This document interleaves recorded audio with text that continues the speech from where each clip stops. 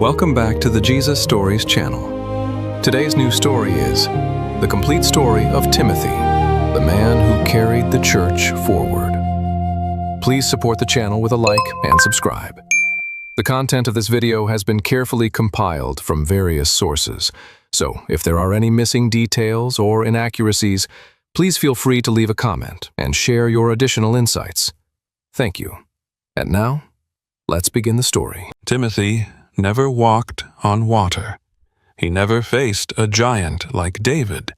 He never called down fire from heaven like Elijah. In fact, if you asked most Christians to name the great heroes of the Bible, his name would rarely appear near the top of the list. And yet, when the Apostle Paul needed someone he could trust with the most difficult churches, the most sensitive missions, and the future of the Christian movement itself, he repeatedly turned to one man, Timothy. But how did a young believer from a small town in Roman Galatia become the closest companion of Christianity's greatest missionary? Why did Paul call him my true son in the faith? And what kind of character was forged through years of persecution, leadership struggles, and enormous responsibility? To understand Timothy is to uncover a story that is far bigger than one man. It is the story of mentorship, sacrifice, courage, and the passing of the torch from the first generation of Christians to the next, from the dusty streets of Lystra to the heart of the early church. This is the complete story of Timothy. Long before Timothy became a missionary, a church leader, or the trusted companion of the Apostle Paul, his story began in a way that was far less dramatic than most people imagine. There were no miracles surrounding his birth, no prophetic announcements recorded in Scripture, no public signs pointing to an extraordinary future. In fact, if someone had visited the city of Lystra during Timothy's childhood, there would have been little reason to believe that this young boy would one day become one of the most important figures in the growth of early Christianity. Yet history often turns on lives that are being prepared long before anyone notices them. Timothy's story is one of the clearest examples of that pattern. To understand how he became such an influential leader, we must begin not with Paul, but with the world that shaped him before Paul ever arrived. Timothy grew up in Lystra, a modest city located in the Roman province of Galatia. Unlike Jerusalem, which stood at the heart of Jewish religious life, or Rome, the political center of the empire, Lystra occupied a much quieter place in the ancient world. It was a frontier town influenced by Roman administration, Greek culture, and local traditions that had developed over generations. The city existed far from the centers of power that usually dominate historical narratives. Yet, it was precisely in places like this that Christianity would eventually take root and spread.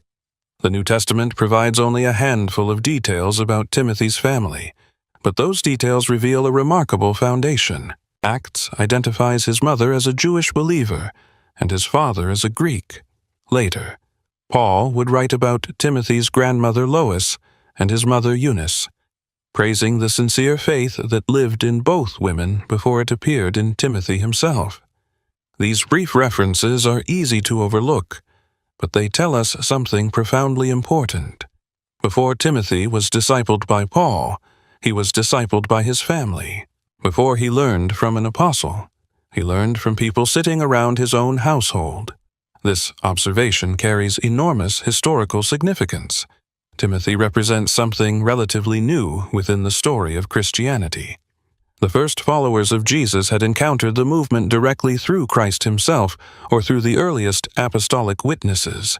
Timothy belonged to a different category. He appears to have been raised within a believing environment and inherited a faith that had already been passed down through others. In many ways, he stands among the earliest examples of what scholars sometimes call second-generation Christians. This does not mean his faith was second-hand.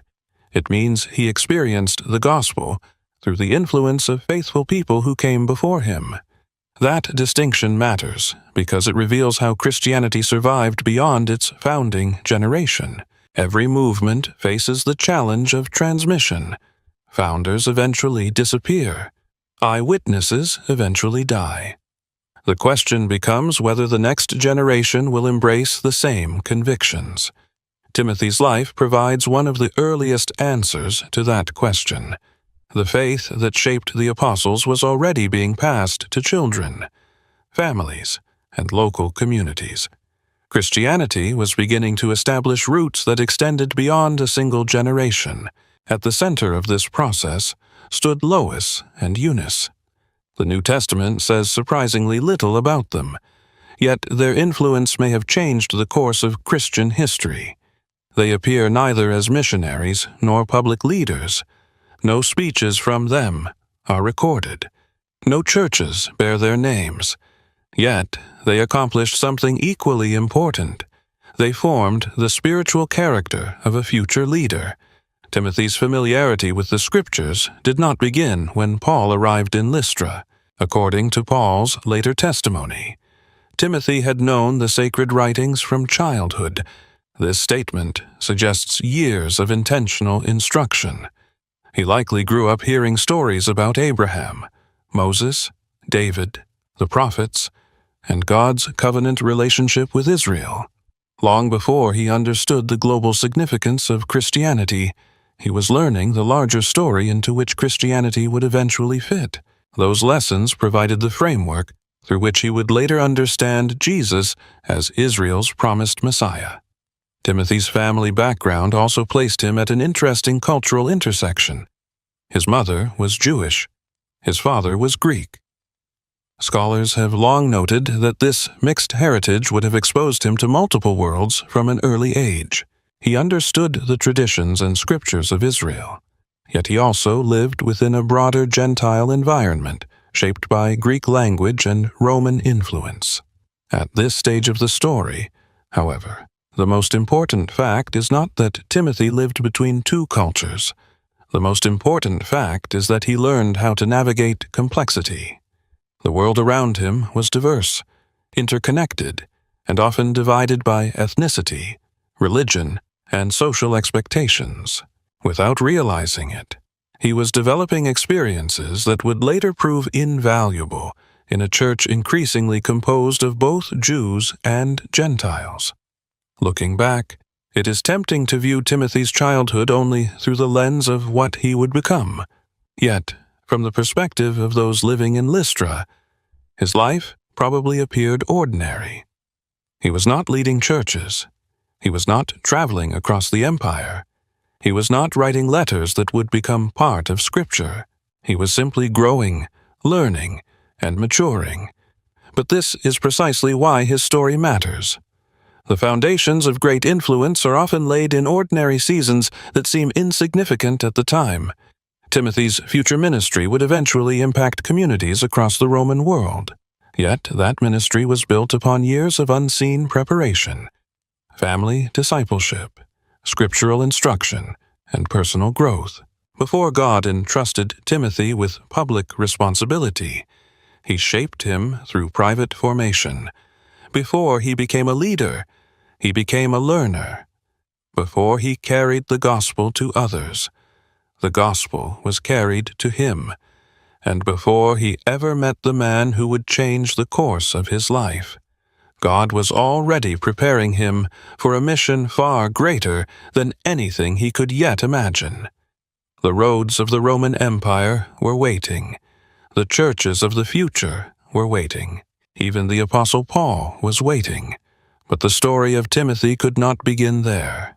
It began here, in the quiet years before the calling, where the foundations of an extraordinary life were being laid one ordinary day at a time.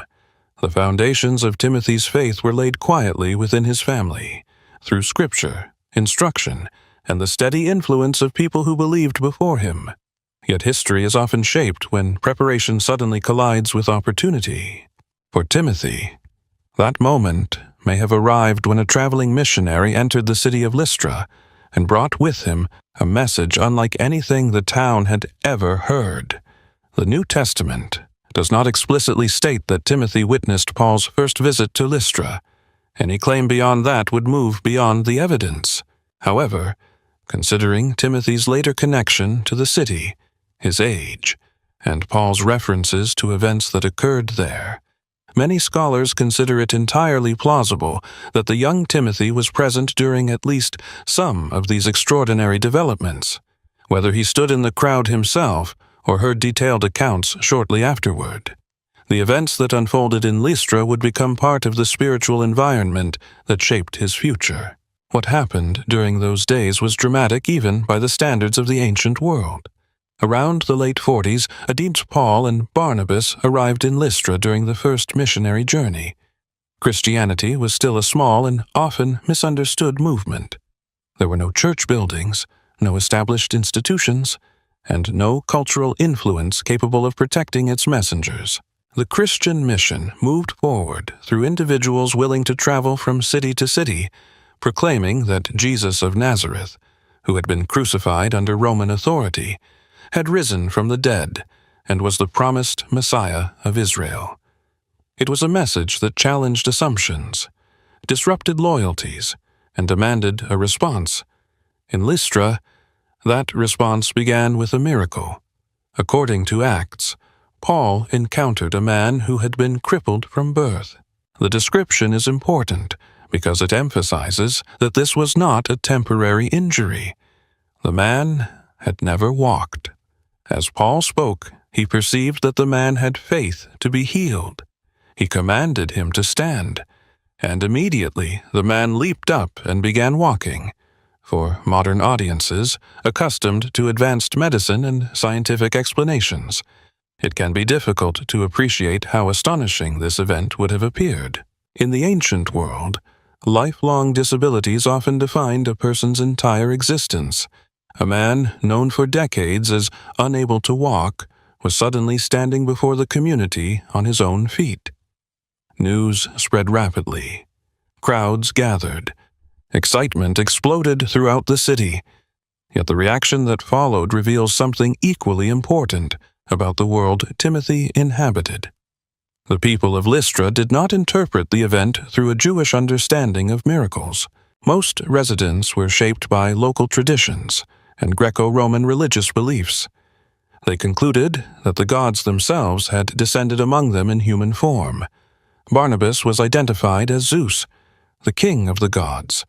Paul was identified as Hermes, the divine messenger. Ancient sources indicate that stories of gods visiting humanity in disguise were well known throughout the region. The crowd feared missing a divine visitation and rushed to honor the visitors accordingly. The local priest of Zeus prepared sacrifices. The atmosphere likely resembled a religious festival. What happened next revealed one of the defining characteristics of early Christianity. Rather than accepting the praise, Paul and Barnabas reacted with alarm. They tore their clothing, rushed into the crowd, and begged the people to stop. They insisted that they were ordinary human beings. The miracle, they explained, was not evidence of their divinity. It pointed instead to the living God who created heaven and earth. This moment is easy to overlook, but it carries enormous significance. Throughout the ancient world, rulers, emperors, and powerful figures often welcomed divine honors. Paul rejected them completely. The miracle was never about elevating the messenger. It was about directing attention toward God. If Timothy witnessed this scene, he would have observed something profoundly different from the values of the surrounding culture. True spiritual leadership was not built upon personal glory. It was built upon humility and faithfulness. Yet, the most influential lesson may not have come from the miracle itself. It came from what happened next. The same crowd that attempted to honor Paul and Barnabas soon turned against them. Opponents arrived from nearby cities, including Antioch and Iconium. Their influence shifted public opinion dramatically. The transformation was sudden and shocking. One moment, Paul was being treated like a god. The next moment, he was viewed as a threat. The crowd dragged him outside the city and stoned him. In the ancient world, stoning was not symbolic punishment. It was intended to kill. Luke records that Paul's attackers believed he was dead when they left him outside the city walls. This event reveals a recurring pattern that would follow Christianity throughout the first century. Public opinion is unstable. Crowds can be enthusiastic one day and hostile the next. Popularity is never a reliable foundation for truth. For a young observer like Timothy, this may have been one of the most important lessons of all.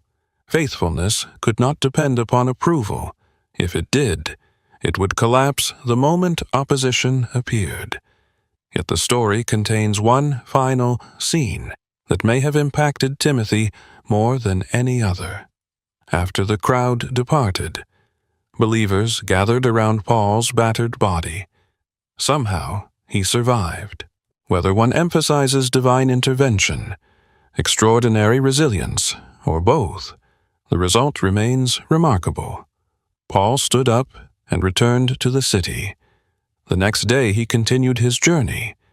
That detail deserves careful attention. Paul did not return with an army. He did not seek revenge. He did not abandon the mission. He simply continued. This may be the most important image in the entire chapter. The miracle demonstrated the power of the gospel. The attempted worship revealed humanity's tendency to misunderstand that power. The stoning exposed the cost of proclaiming the message. But Paul's return to the city revealed something even deeper. It revealed the kind of perseverance that would define the Christian movement.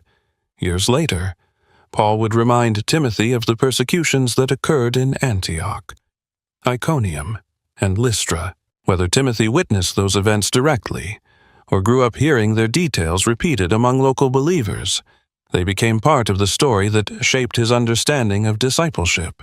Before Timothy ever joined Paul's missionary team, before he carried letters across the Roman world, and before he became one of the most trusted leaders of the early church, he was exposed to a powerful reality. Following Christ was not merely about believing certain truths. It required courage. It required endurance. It required remaining faithful when admiration turned into opposition. The quiet years of preparation described in the previous chapter had formed Timothy's foundation. Now, through the arrival of Paul and the events that shook Lystra, he was beginning to see what that faith looked like when tested in the real world. And although neither Paul nor Timothy could have known it at the time, their stories were moving steadily toward an intersection that would change both of their lives forever. The events that unfolded during Paul's first visit to Lystra left a lasting mark on the region. A miracle had been performed. A missionary had been nearly killed. A new community of believers had begun to emerge in the aftermath. Yet, one of the most important developments was happening quietly in the years that followed. While Paul continued traveling across the Roman world, planting churches and facing opposition, a young believer named Timothy was growing in a place far removed from the spotlight. This period is easy to overlook because the New Testament says very little about it. There are no recorded speeches from Timothy, no dramatic stories, no major leadership positions. Yet these silent years may have been among the most important of his entire life. They transformed him from a child shaped by faith into a man recognized for it. One of the recurring patterns in Scripture is that preparation often takes place in obscurity. Moses spent years in Midian before leading Israel. David tended sheep long before becoming king. Even Paul himself experienced a period of relative obscurity following his dramatic conversion. Timothy's story follows a similar pattern. Before he would travel across the empire, before he would strengthen churches, and before he would receive letters that became part of the New Testament, he spent years developing the qualities that would eventually make him useful to the mission. This is where the story becomes especially interesting from a historical perspective. By the time Paul returned to the region during his second missionary journey, Timothy was no longer simply known as the son of Eunice or the grandson of Lois. Acts presents him as a disciple who had earned respect among believers in both Lystra and Iconium. That brief statement contains more significance than many readers realize. In the ancient world, reputation was not built through social media, public branding, or carefully managed appearances. It developed through long observation within close-knit communities. People watched how others lived. Character was tested over time. The fact that believers in multiple locations spoke well of Timothy suggests that his faith had become visible through consistent behavior, rather than isolated moments of enthusiasm. This distinction matters because the early church was growing rapidly and facing significant challenges. Communities needed reliable individuals capable of carrying responsibility. Spiritual maturity could not be measured simply by knowledge or passion. It required evidence. Timothy had apparently become the kind of person others trusted. That trust would soon change the course of his life. Yet, before we reach that moment, it is worth asking an important question. What exactly had Timothy been doing during these years? The honest answer is that we do not know. The New Testament remains largely silent. However, several reasonable conclusions can be drawn from the evidence. He almost certainly continued growing in his knowledge of Scripture. He was likely involved in the life of the local Christian community. He may have participated in teaching, service, and discipleship activities common among early believers. Most importantly, he appears to have developed a reputation for faithfulness. This observation highlights an important principle that will shape the rest of Timothy's story. The opportunities that later emerged in his life were not created in a vacuum. They rested upon years of unseen preparation. When Paul eventually noticed Timothy, he was not discovering a hidden talent overnight.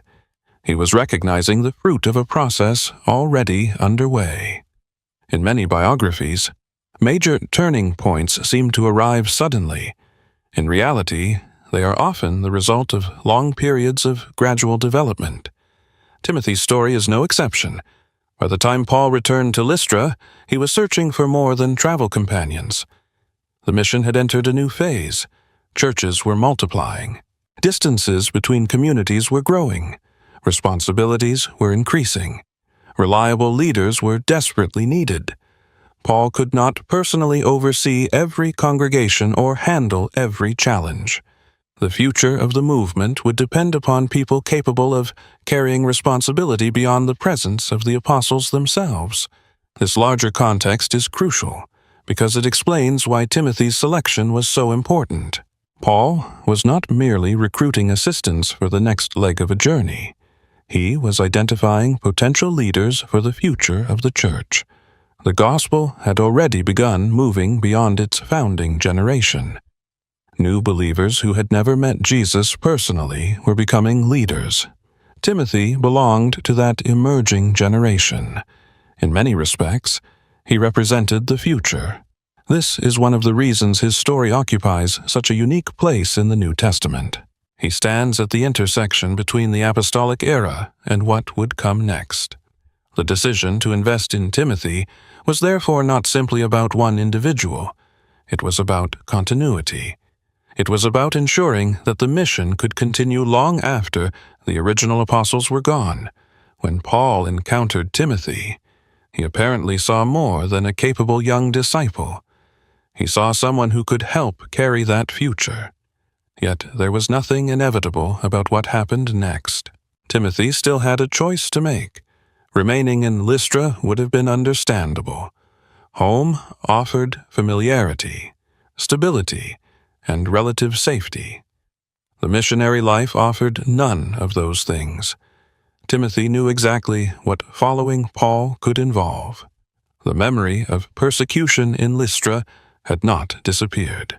The risks associated with Christian mission were well known. Joining Paul meant embracing uncertainty. It meant leaving behind family, community, and predictable routines. It meant stepping into a world defined by travel, hardship, cultural challenges, and potential danger. Too often, later generations read this decision as if the outcome were already known. We know Timothy would become influential. We know his name would appear throughout the New Testament. We know history would remember him. Timothy knew none of those things. From his perspective, he was simply responding to an opportunity that carried both promise and risk.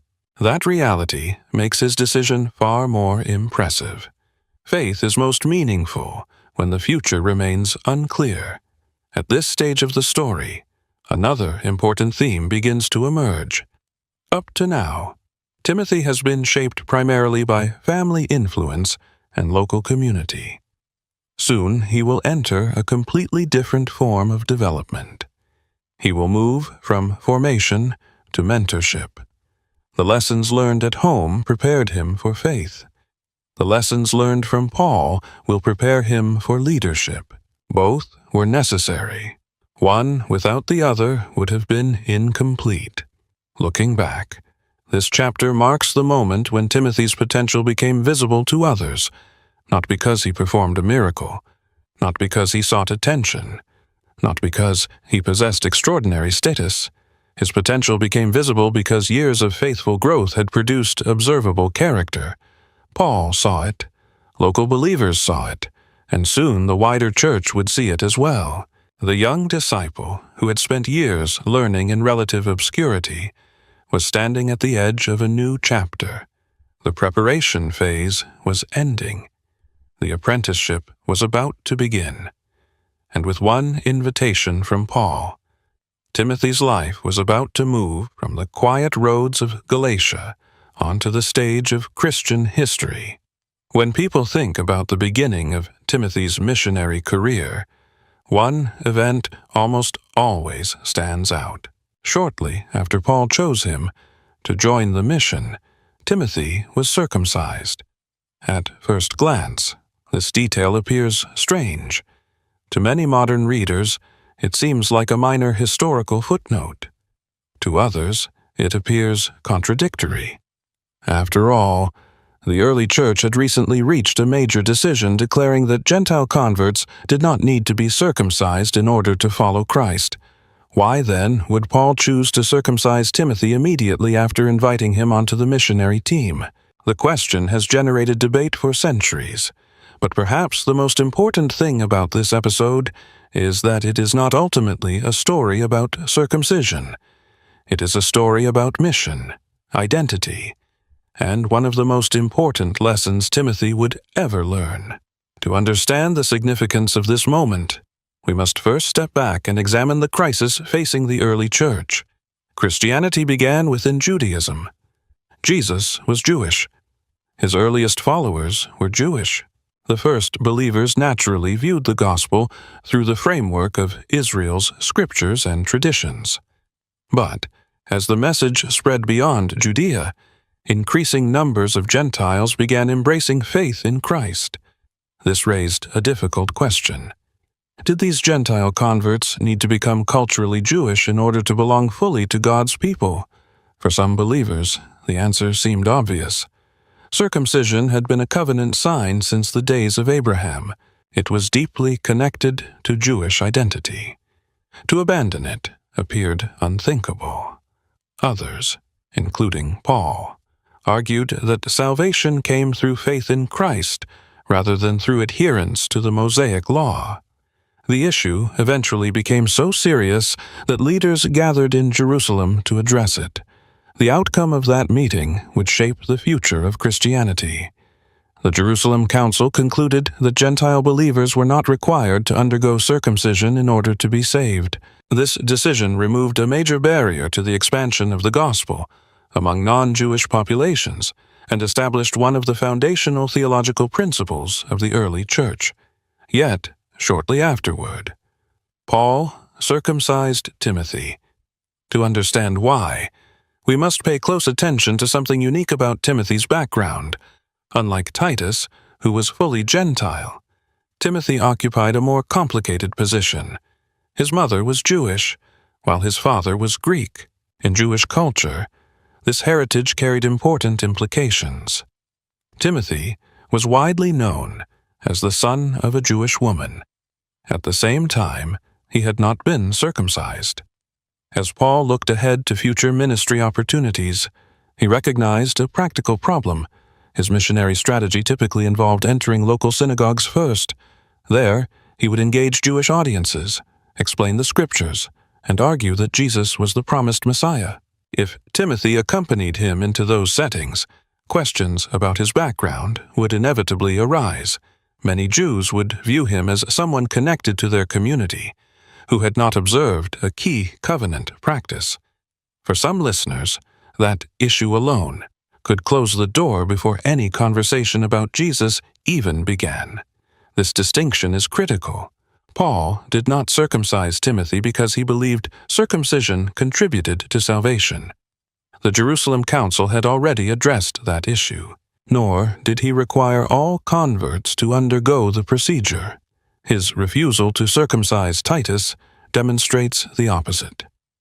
The difference lay in the purpose. Titus represented a theological battle about whether Gentiles needed to become Jews. Timothy represented a missionary challenge involving access to Jewish communities. One situation concerned doctrine, the other concerned strategy. Paul understood the difference. This may be one of the clearest examples in the New Testament of a principle that would shape Christian mission for centuries. There are truths that cannot be compromised. There are also cultural obstacles that can be removed when doing so helps people hear the gospel. Effective ministry requires the wisdom to know the difference. Timothy was about to learn that lesson firsthand. Yet, perhaps the most revealing part of the story is Timothy's response. Consider the situation from his perspective. He had already earned respect among local believers. Paul had personally selected him for the mission. He was standing at the threshold of an extraordinary opportunity. Then came a request that must have seemed both difficult and deeply personal. The New Testament records no protest from Timothy, no argument, no hesitation. Instead, he accepted the decision and moved forward. This response tells us something important about his character. Throughout the rest of his life, Timothy would repeatedly demonstrate a willingness to place the mission above personal preference. This pattern begins here. He understood that following Christ sometimes required surrendering individual rights for the benefit of others. In modern discussions of leadership, much attention is often given to authority, influence, and achievement. The New Testament frequently approaches leadership from a different angle. It emphasizes sacrifice, the ability to serve, the willingness to put the needs of the mission ahead of personal comfort.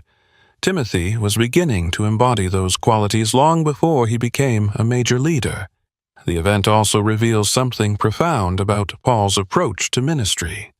Contrary to some popular assumptions, Paul was neither rigidly inflexible nor endlessly accommodating. He refused to compromise the core message of the gospel. On matters related to salvation through faith, he stood firm. Yet, when dealing with cultural practices that did not alter that message, he demonstrated remarkable flexibility. Years later, he would summarize this philosophy by explaining that he became all things to all people, so that by all possible means he might save some. This was not hypocrisy. It was missionary wisdom. Timothy was now receiving an education in that wisdom. Looking at the broader story, this chapter marks an important transition. Until now, Timothy's development has centered primarily on preparation. He was shaped by family, formed through local discipleship, and recognized for his character. With this decision, he officially enters the world of mission. The lessons ahead will no longer be theoretical. They will be learned through travel, hardship, cultural challenges, and direct involvement in the expansion of the gospel. In many ways, circumcision was the first test of whether Timothy truly understood the nature of Christian service. The issue itself would eventually fade into the background. What remained was the principle beneath it. The mission mattered more than personal preference. Faithfulness sometimes required sacrifice, and effective leaders had to distinguish between what was essential and what was merely cultural. These lessons would shape every stage of Timothy's future ministry. As he prepared to leave behind the familiar world of Lystra and begin traveling alongside Paul, he was stepping into something much larger than he could possibly imagine. The roads ahead would take him across provinces, through churches, into conflicts, and eventually into positions of leadership that would influence the future of Christianity itself. But before any of that could happen, Timothy first had to learn a lesson that every great servant of the gospel eventually discovers. The mission is never about us. It is about the people we are called to reach. With his decision to join Paul, Timothy crossed an invisible threshold. The years of preparation in Lystra were over. The lessons learned from his mother and grandmother had given him a foundation. His reputation among local believers had opened the door to opportunity. His willingness to place the mission above personal preference had already been tested. Now, a new stage of development was beginning. Timothy was about to receive an education unlike anything available in the ancient world. It would not take place in a synagogue, a philosophical academy, or a formal classroom. Instead, it would unfold along the roads of the Roman Empire, among newly formed churches, cultural conflicts, public opposition, and countless unpredictable situations. This chapter is not primarily about where Timothy traveled. It is about how he was transformed. One of the most common mistakes people make when studying biblical figures is assuming that leadership begins when someone receives authority. In reality, leadership usually begins much earlier. It develops through observation, experience, correction, and repeated exposure to responsibility. Before Timothy would ever guide churches of his own, he needed to learn how the Christian mission actually functioned. That process could not be rushed. It required years. When Timothy joined Paul's team, Christianity was still expanding into new territories. Every city presented different challenges. Some communities contained large Jewish populations familiar with the Scriptures. Others were overwhelmingly Gentile and knew little about Israel's history. Certain cities welcomed the gospel. Others reacted with hostility. The mission constantly required adaptation, without compromising its message. For a young disciple, this environment provided a remarkable education. Timothy was not merely listening to theological ideas. He was watching theology operate in real life. One of the first lessons he likely encountered was that Christian mission rarely unfolds according to human plans. The Book of Acts describes several moments during this period when Paul and his companions attempted to travel in one direction, only to find themselves redirected. Eventually, a vision calling them to Macedonia altered the course of their journey and opened the door for the gospel to move more deeply into Europe. For Timothy, this experience introduced a principle that would remain relevant throughout his life. Faithful leadership requires both conviction and flexibility. Leaders must know where they stand, yet remain open to unexpected opportunities and changing circumstances. The mission belongs to God, not to human strategies. Another lesson emerged through direct exposure to different cultures. Timothy had grown up in a relatively small city. Now, he encountered major urban centers shaped by Greek philosophy, Roman administration, commercial trade, and diverse religious traditions. Every community possessed its own assumptions, values, and challenges. Paul approached these audiences differently depending on their background. In synagogues, he argued from the Scriptures. Among Gentiles, he often began with themes familiar to their culture before moving toward the gospel. Timothy was witnessing something important. Effective ministry was not simply about repeating information. It required understanding people. The message remained the same, but the approach often changed. This insight would prove invaluable later when Timothy faced leadership challenges in places like Ephesus. Yet, perhaps the most important aspect of this period involved what Timothy learned about the nature of the church itself. Modern readers sometimes imagine the early church as a unified movement, advancing smoothly across the Roman world. The reality was far more complicated. New believers brought old habits into their communities. Cultural tensions surfaced. Questions about doctrine emerged. Conflicts occasionally developed. Church planting was not merely about making converts. It involved helping imperfect people grow into healthy communities. Timothy watched Paul navigate these realities repeatedly. He observed how churches were strengthened after their initial formation. He saw the importance of teaching, discipleship, correction, encouragement, and long-term investment. The gospel was not simply about beginning something. It was about helping it endure. This lesson would become one of the defining themes of Timothy's future ministry. During these years, Timothy also gained first-hand exposure to suffering. The missionary journeys recorded in Acts contain stories of imprisonment, public opposition, threats, and hardship. Christianity was spreading, but it was not spreading without resistance. Paul experienced hostility from various directions. Religious leaders opposed him. Political authorities sometimes viewed the movement with suspicion. Economic interests occasionally reacted when the gospel threatened established systems. Timothy observed all of this. More importantly, he observed how Paul responded. This may have been one of the most influential parts of his education.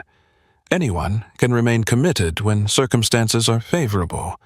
The true test comes when faithfulness becomes costly. Timothy was learning that perseverance was not an optional virtue. It was essential for survival. Yet it would be a mistake to view these years only through the lens of hardship.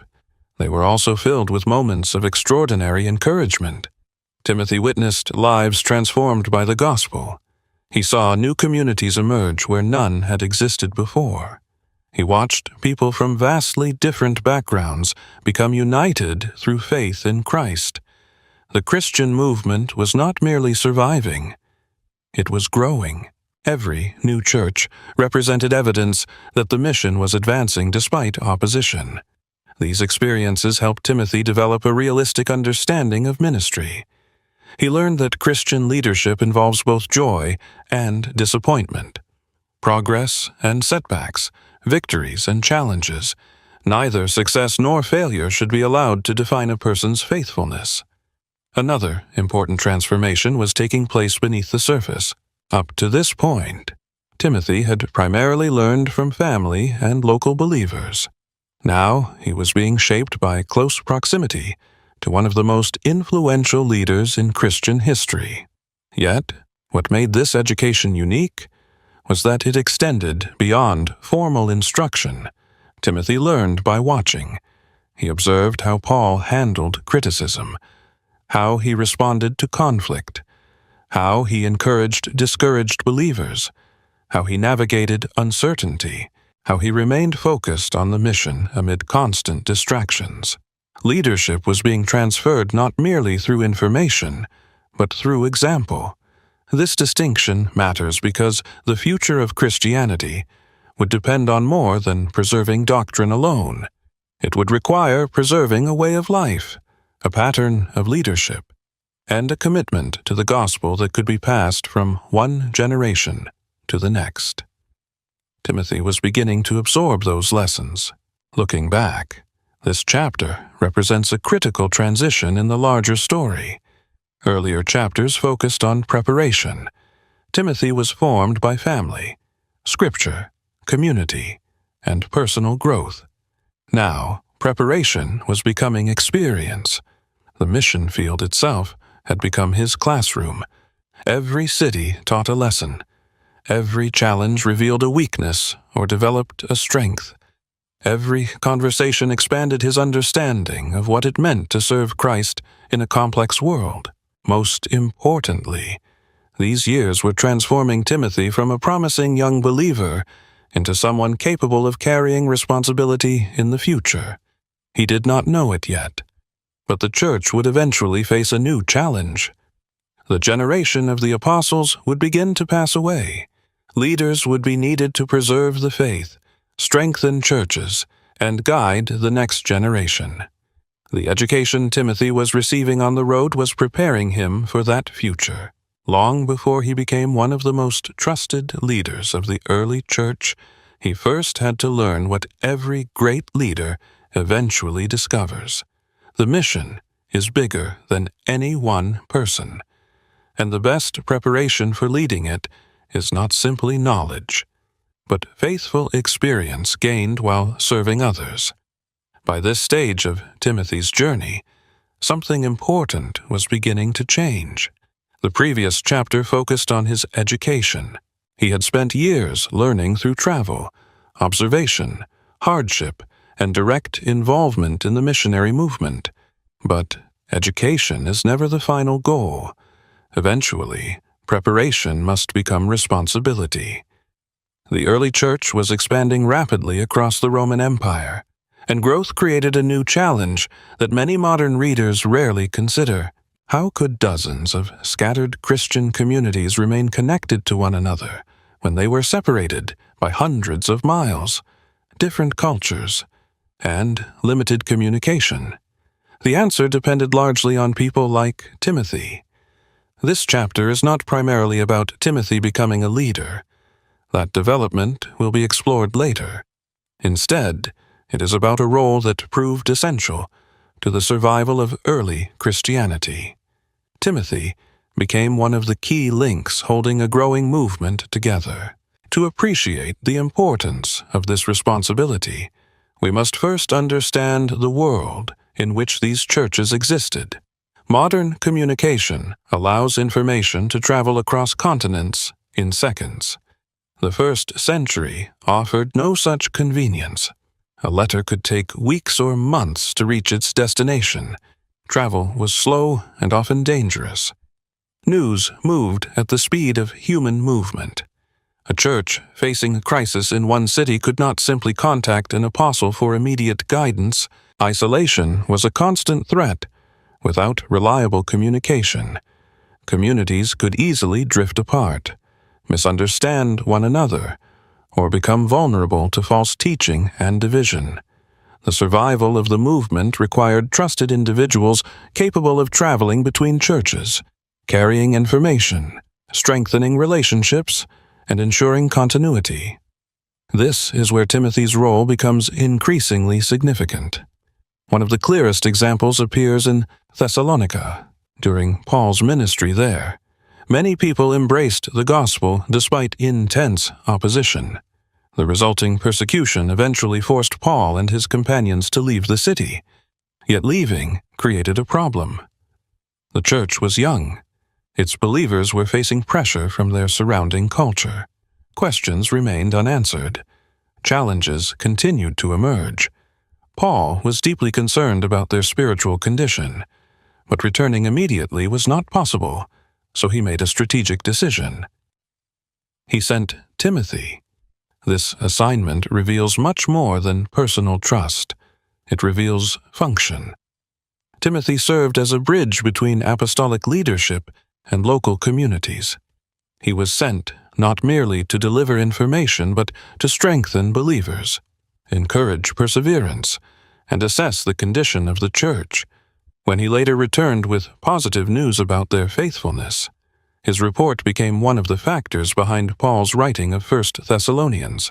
In other words, Timothy was helping maintain a living connection between churches and the broader Christian mission.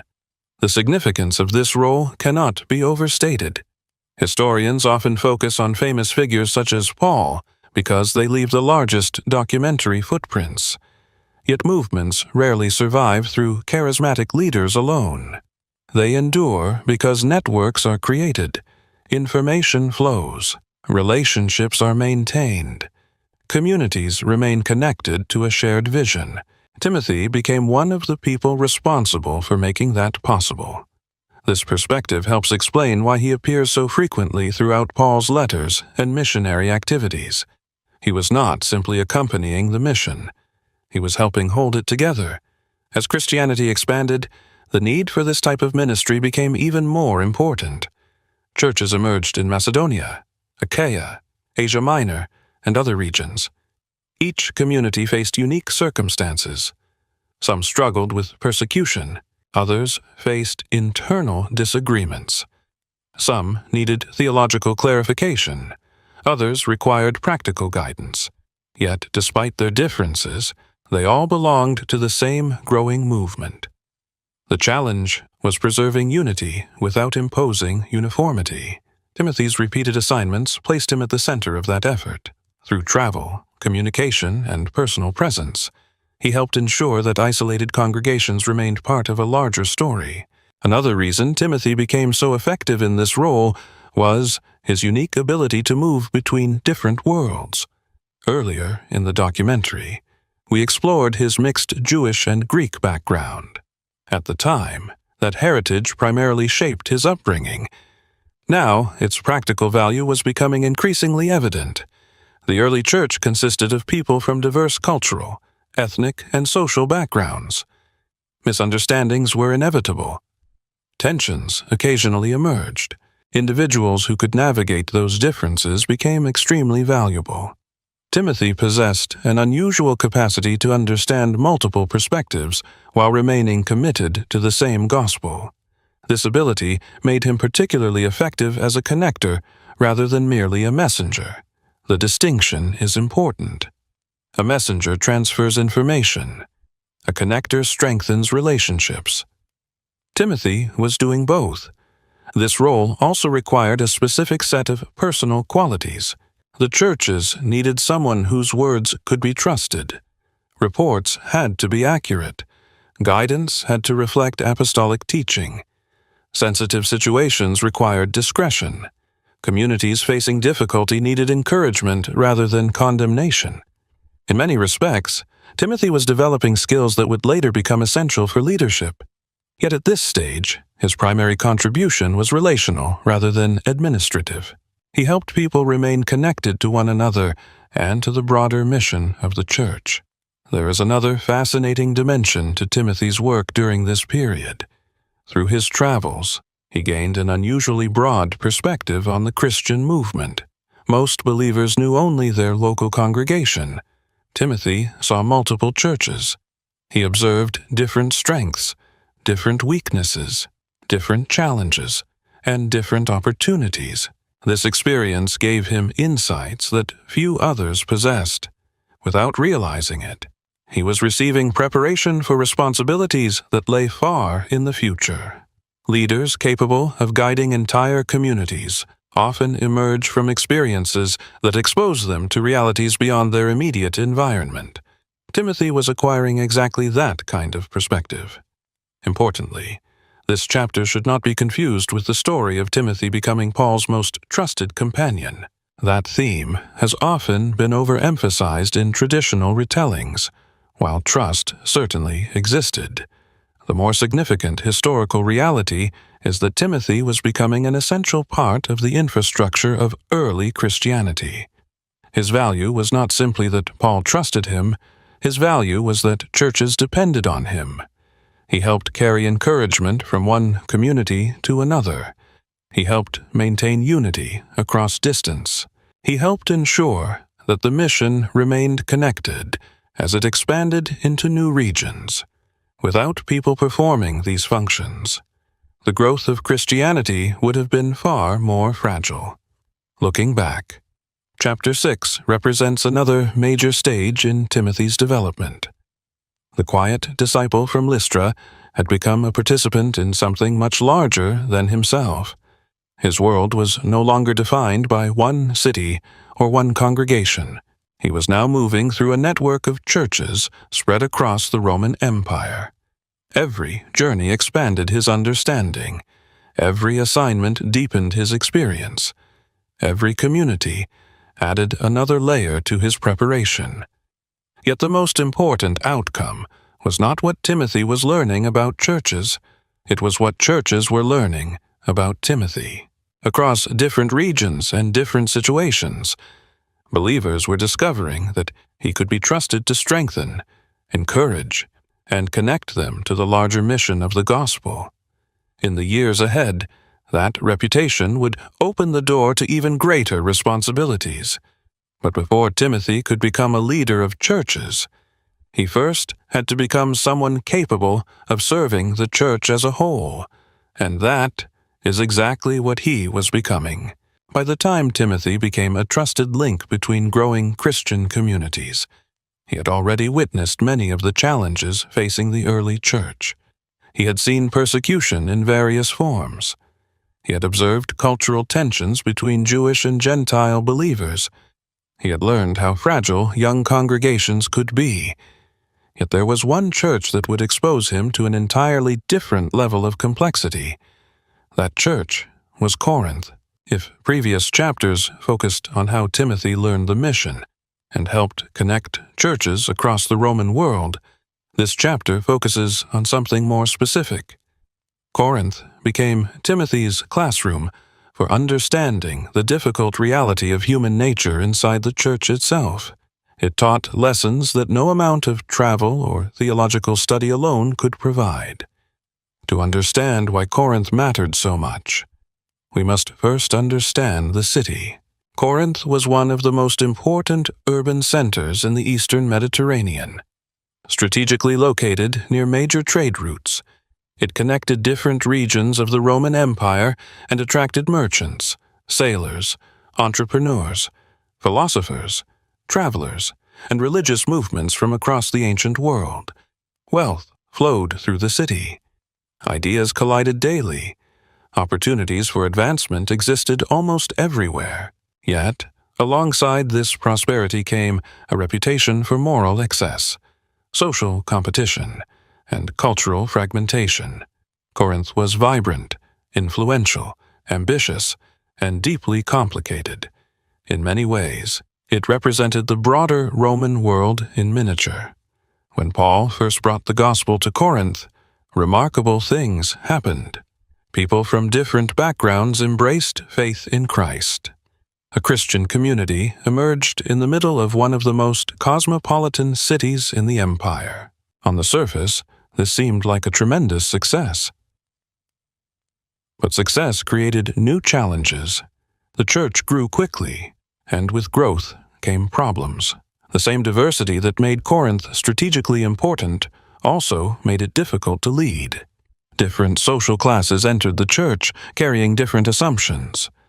Former pagans brought habits shaped by their previous religious experiences. Wealthy believers and poor believers often viewed the world differently.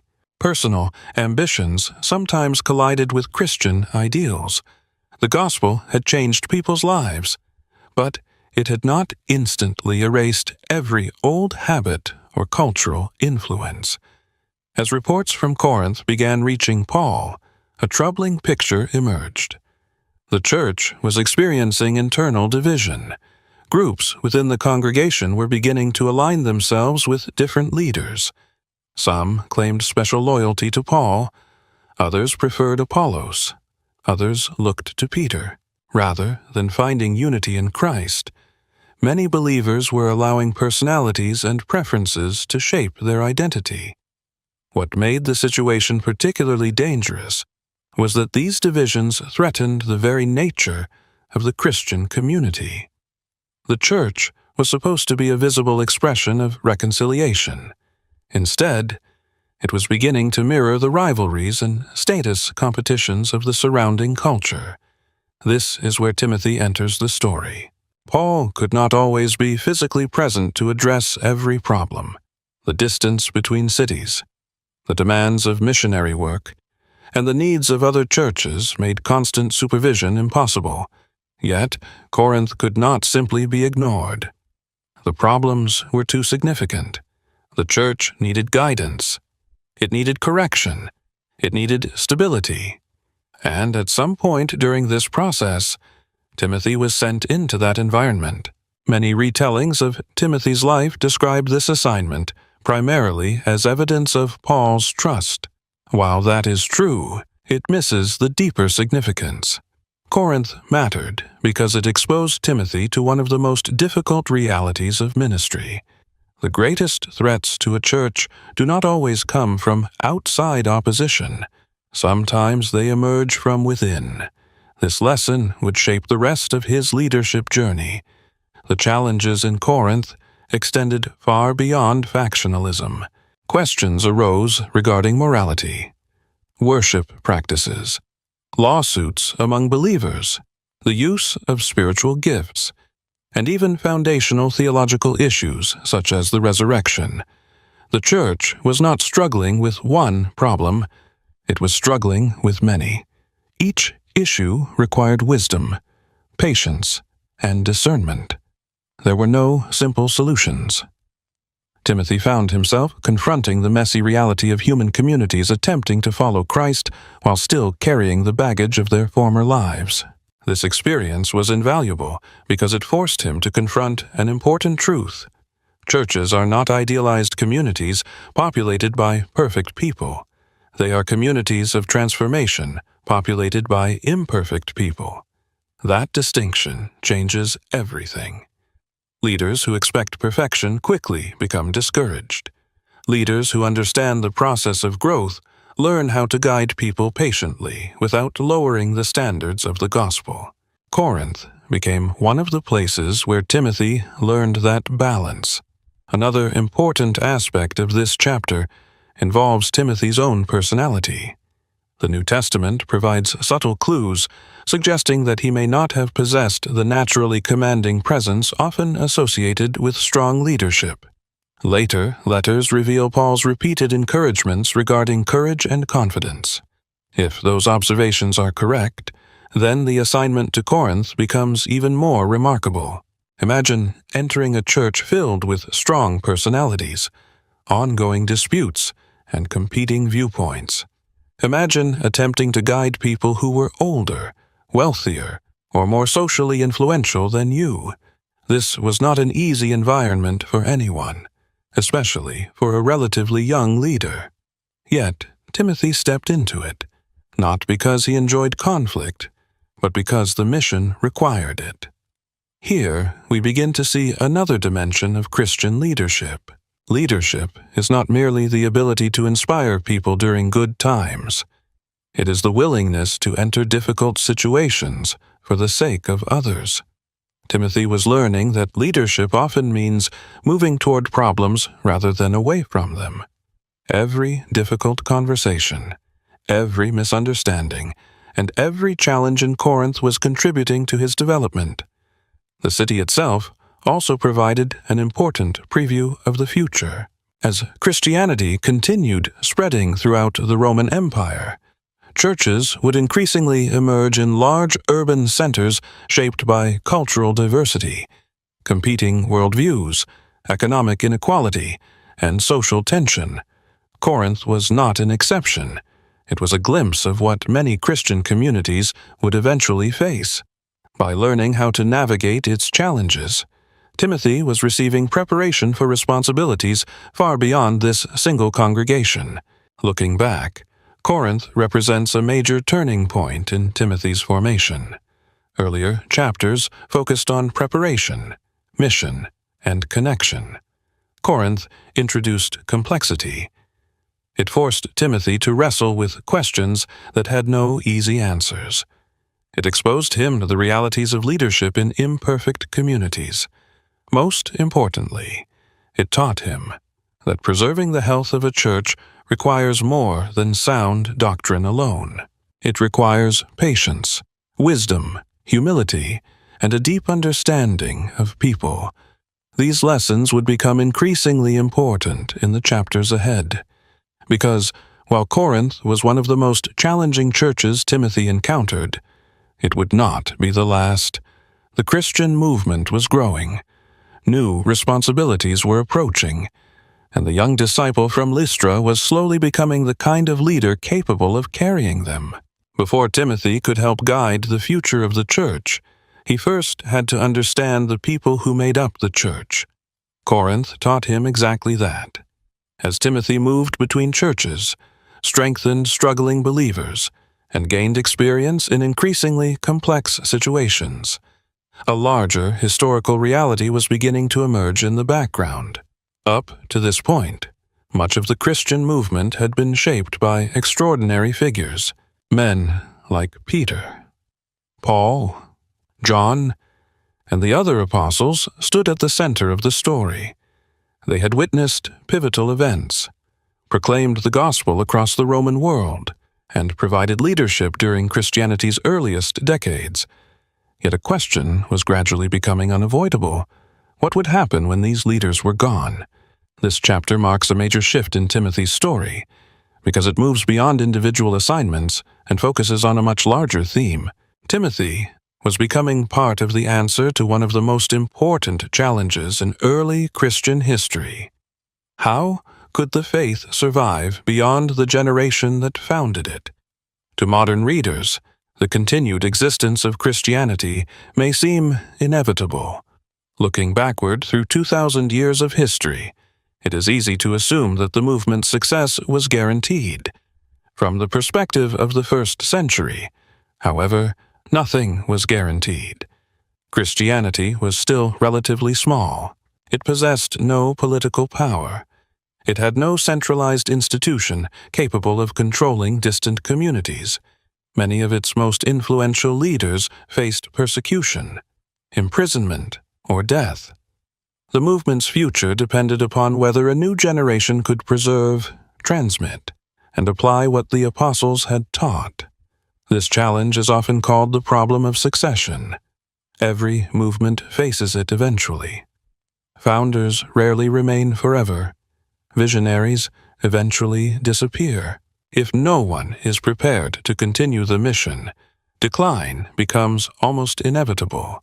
The history of countless religious, political, and social movements demonstrates this reality. Christianity would prove different, but not because it escaped the problem. It survived because leaders intentionally prepared others to carry the mission forward. Timothy became one of the clearest examples of that process. One of the most revealing pieces of evidence appears throughout Paul's letters. Timothy's name repeatedly surfaces in contexts that suggest far more than simple assistance. He appears alongside Paul in the opening sections of several epistles. His presence is associated with churches spread across different regions. He participates in communication that shapes communities far beyond his original home in Lystra. These details are significant because they indicate growing visibility within the Christian network. Timothy was no longer merely learning from the mission. He was becoming part of the structure through which the mission operated. It is important to understand what this does and does not mean. Some traditional accounts unintentionally exaggerate Timothy's role, portraying him as if he immediately became one of the dominant leaders of Christianity. The New Testament presents a more nuanced picture. Timothy remained closely connected to Paul's ministry for many years, yet the evidence suggests something equally interesting. He was gradually being integrated into the broader leadership culture of the church. This distinction matters because it reveals how leadership transfer actually occurs. Rarely does responsibility shift overnight. More often, it develops through years of participation, observation, trust, and increasing involvement. Timothy was living through that process.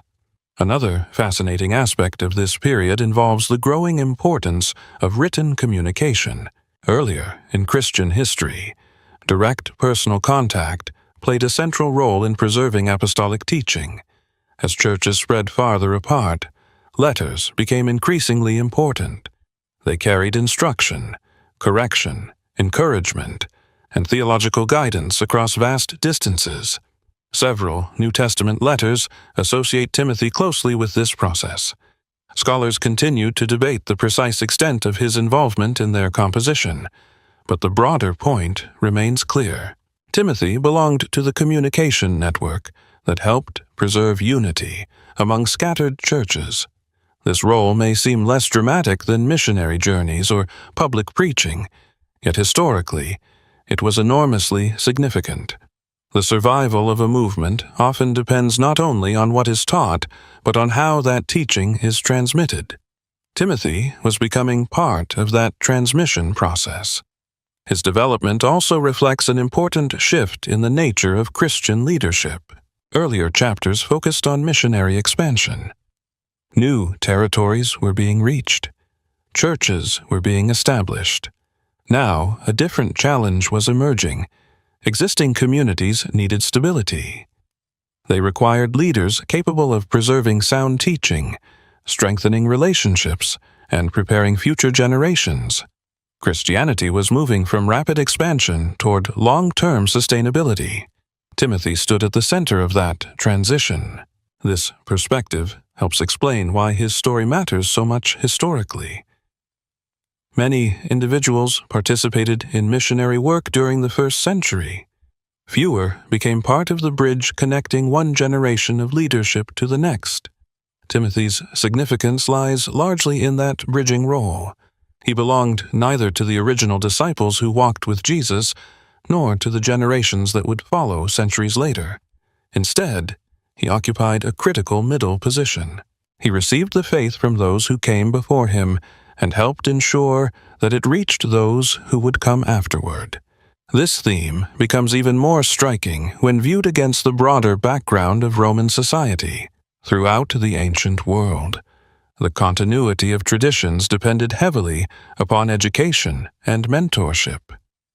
Philosophical schools trained future philosophers. Trade professions trained apprentices. Religious traditions prepared successors. Christianity adopted a similar pattern while giving it distinctive meaning. Faith was not merely preserved through institutions.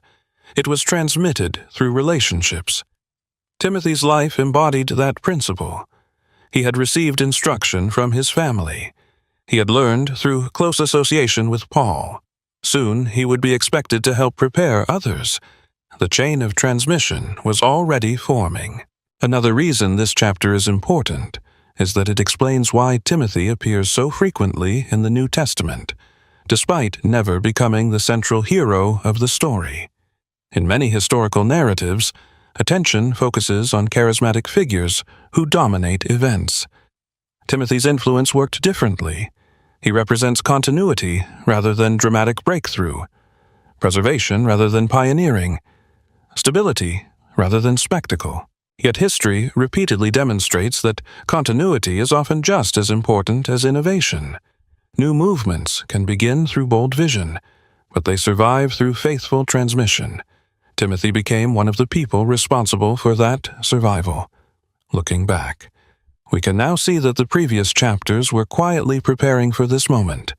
The spiritual formation of his childhood, the example of Paul in Lystra, the years of hidden growth, the decision to join the mission, the education gained on the road, the experience of connecting churches, the lessons learned in Corinth. None of these developments existed in isolation. Together, they were preparing Timothy for a larger role in the unfolding history of Christianity. He was becoming more than a missionary companion, more than a messenger, more than a problem solver. He was becoming a representative of the generation that would carry the faith beyond the lifetime of the apostles themselves. And that responsibility would soon become far more visible, because the next stage of Timothy's story is not primarily about helping churches from a distance. It is about stepping into leadership directly. The years of preparation were nearing their completion. The church was changing. The apostles were aging. The future was approaching, and Timothy was about to discover that the role for which he had been prepared all along was larger than even he imagined. By the time we reach this point in Timothy's story, a larger pattern has become impossible to ignore. The young disciple from Lystra has spent years being prepared for responsibilities that continue to grow.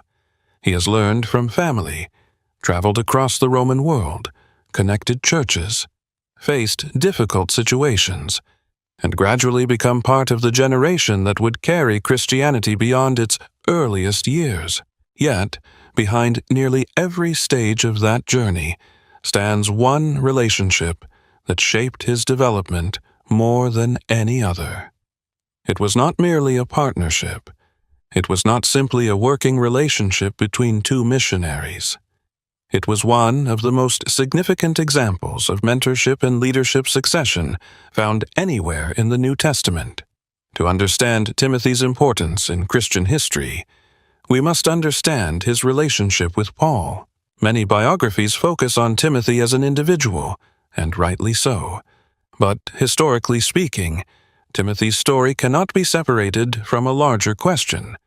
How does a movement survive after its founding leaders are gone? The previous chapter introduced this challenge at a broad level. This chapter brings it into focus through the lives of two men. Paul represented the apostolic generation. Timothy represented the generation that would follow. Their relationship became one of the primary ways in which Christian faith, leadership, and mission were transferred from one era to the next. This perspective helps explain why Paul's descriptions of Timothy are so striking. In several letters, Paul refers to him as his beloved child or true son in the faith. These expressions were not casual greetings. In the ancient world, family language carried deep significance. It communicated loyalty, identity, inheritance, and continuity. Paul was not claiming biological fatherhood. He was describing a relationship built through years of shared faith, shared mission, and shared sacrifice. Timothy had become part of Paul's spiritual family. Yet, the significance of this relationship extends beyond personal affection. The New Testament repeatedly presents mentorship as one of the primary mechanisms through which Christian leadership develops. Jesus invested in disciples. Paul invested in Timothy. Timothy would later be instructed to invest in faithful people who could teach others also. This pattern reveals something important about the growth of Christianity. The faith was not preserved primarily through institutions during its earliest decades. It was preserved through people. Knowledge, conviction, and leadership were passed from one life to another. Timothy's story sits at the center of that process. Looking back at their first meeting makes this development even more remarkable. When Paul returned to Lystra and chose Timothy to join the mission, there was little external evidence that the young disciple would become one of the most influential leaders of the next generation. He possessed potential, certainly. He had earned a good reputation. Yet potential alone does not guarantee anything. Someone had to invest in that potential.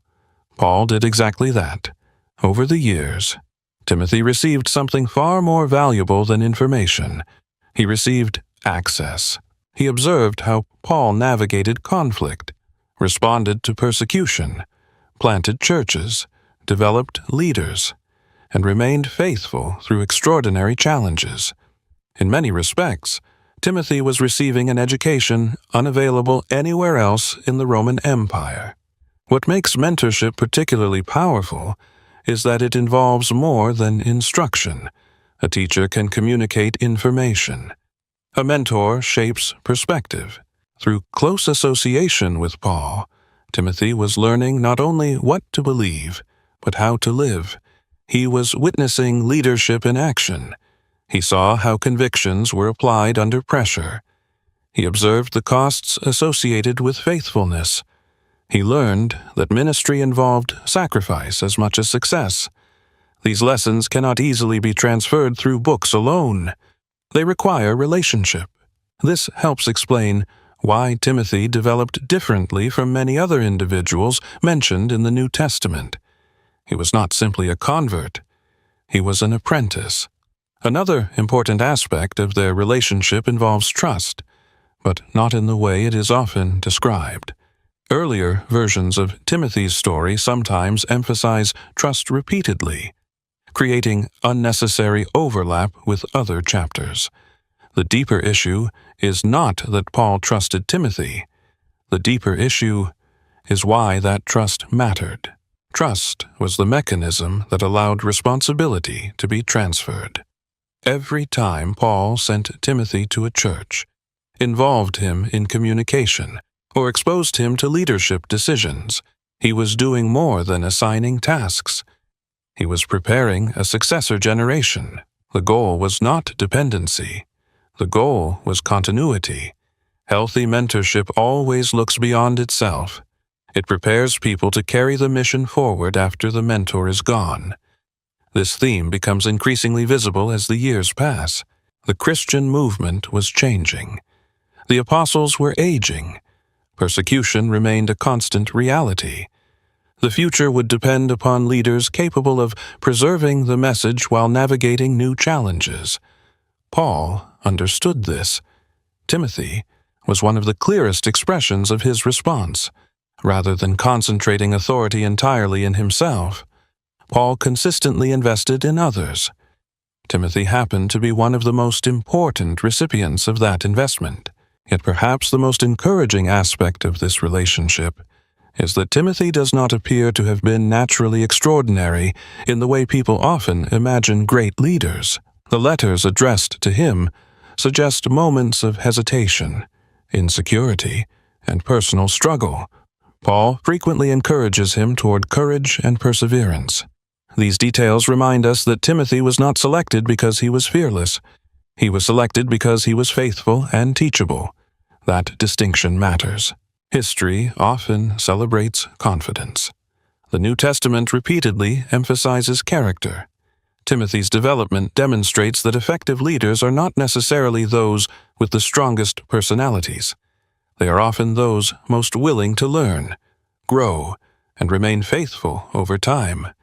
The relationship between Paul and Timothy also reveals a profound truth about legacy. Many people think legacy is measured by accomplishments, achievements, or public recognition. Paul appears to have viewed it differently. His greatest legacy was not simply the churches he planted or the letters he wrote. It was the people he prepared.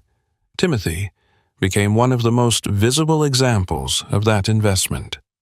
Through him, Paul's influence would continue reaching communities long after Paul's own ministry ended.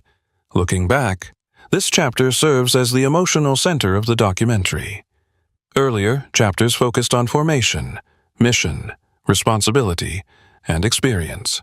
Here, we see the human relationship that connected all those elements together. Timothy's growth did not happen in isolation.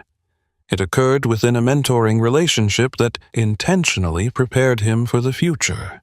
More importantly, it demonstrates how Christianity moved from one generation to the next, not through abstract systems alone, but through faithful people investing in faithful people. The significance of that process would soon become even more apparent, because the next stage of Timothy's story would require him to step out of the role of apprentice and into the role of leader. The years of preparation were nearing completion. The lessons had been learned. The responsibility was approaching, and the man who had once followed behind Paul was about to discover what it meant to lead without him standing at his side. For years, Timothy had been preparing for responsibilities that seemed to grow larger with every chapter of his life.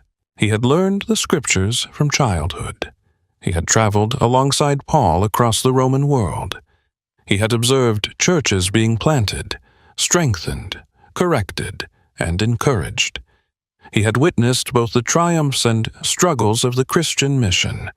Most importantly, he had become part of the generation being prepared to carry the faith beyond the lifetime of the apostles. Yet, there is a difference between helping leaders and becoming one. There is a difference between supporting a mission and bearing responsibility for it.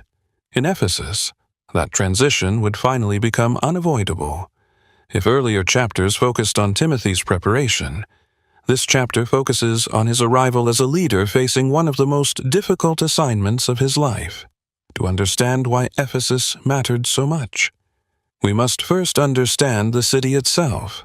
Ephesus was not merely another stop along a missionary route. It was one of the most influential cities in the Eastern Roman Empire, situated near major trade networks and serving as a vital commercial center.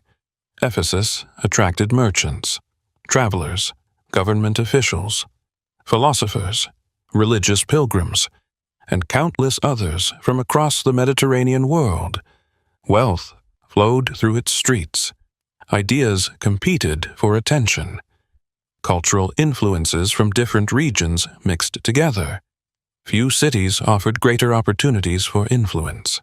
Few cities presented greater challenges. The city's most famous landmark was the Temple of Artemis, one of the most celebrated religious structures of the ancient world.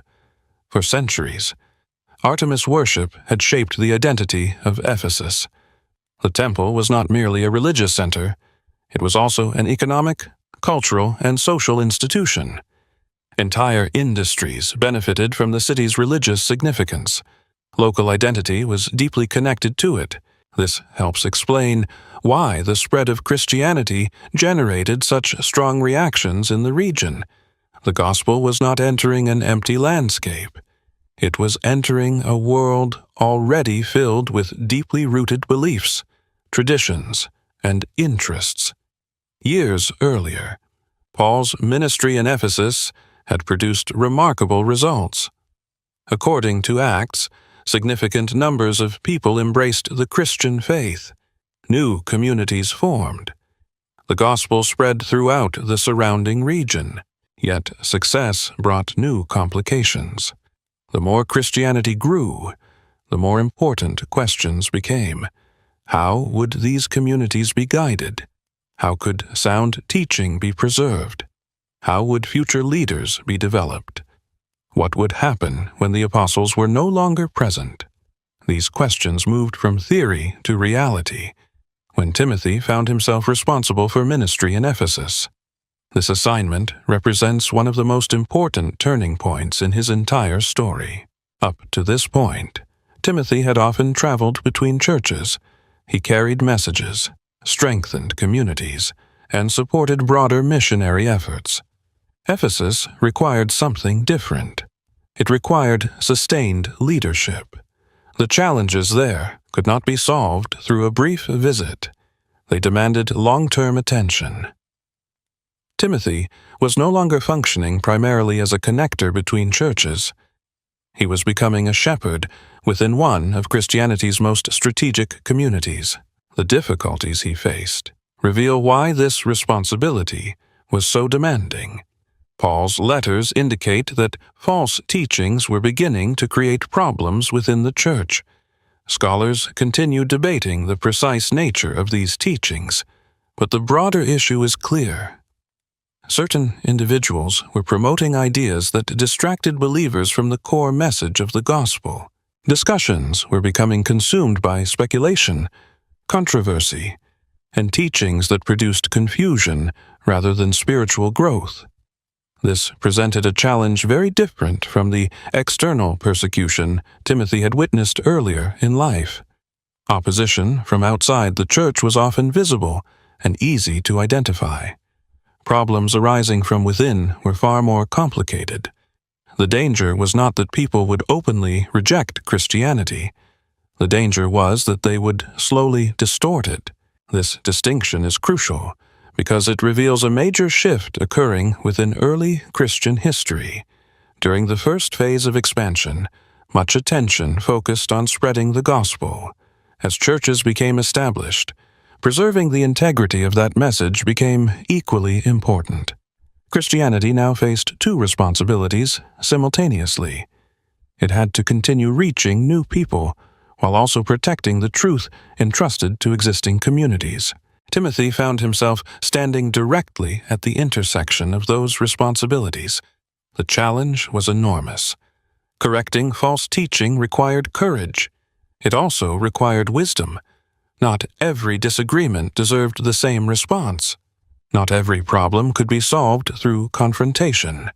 Effective leadership involved discerning which issues threatened the foundation of the faith and which represented secondary concerns. Timothy was learning how to make those distinctions in one of the most influential cities of the Roman Empire. Another reason Ephesus proved so significant is that it forced Timothy to lead without constant proximity to Paul. Throughout much of his earlier ministry, Paul remained nearby as mentor, guide, and source of wisdom. Even when Timothy carried major responsibilities, he often did so within a framework shaped by Paul's direct involvement. Ephesus represented a new reality. The responsibility now rested largely on Timothy himself. The transition from apprentice to leader was becoming complete. This aspect of the story deserves careful attention because it highlights one of the central themes of the entire documentary.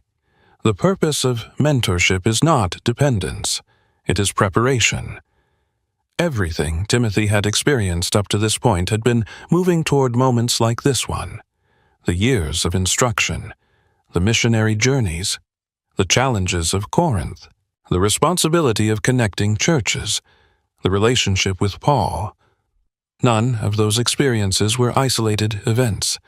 Together they formed a process preparing him for leadership when leadership was finally required. Ephesus became the testing ground of that preparation. Yet perhaps the most fascinating lesson from this chapter is how it redefines spiritual leadership itself. Many people imagine leadership primarily in terms of authority, visibility, or influence. The New Testament presents a different picture. In Ephesus, leadership meant protecting truth when confusion emerged. It meant guiding people through difficult circumstances.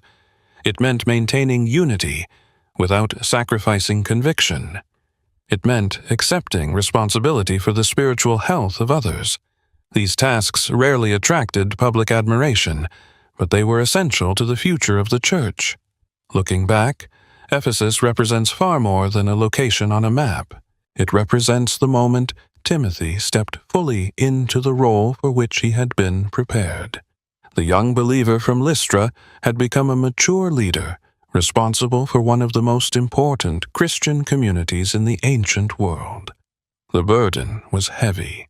The challenges were real. The future was uncertain.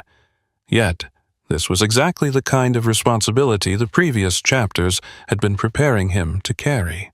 And, as difficult as Ephesus would prove to be, an even greater challenge was approaching.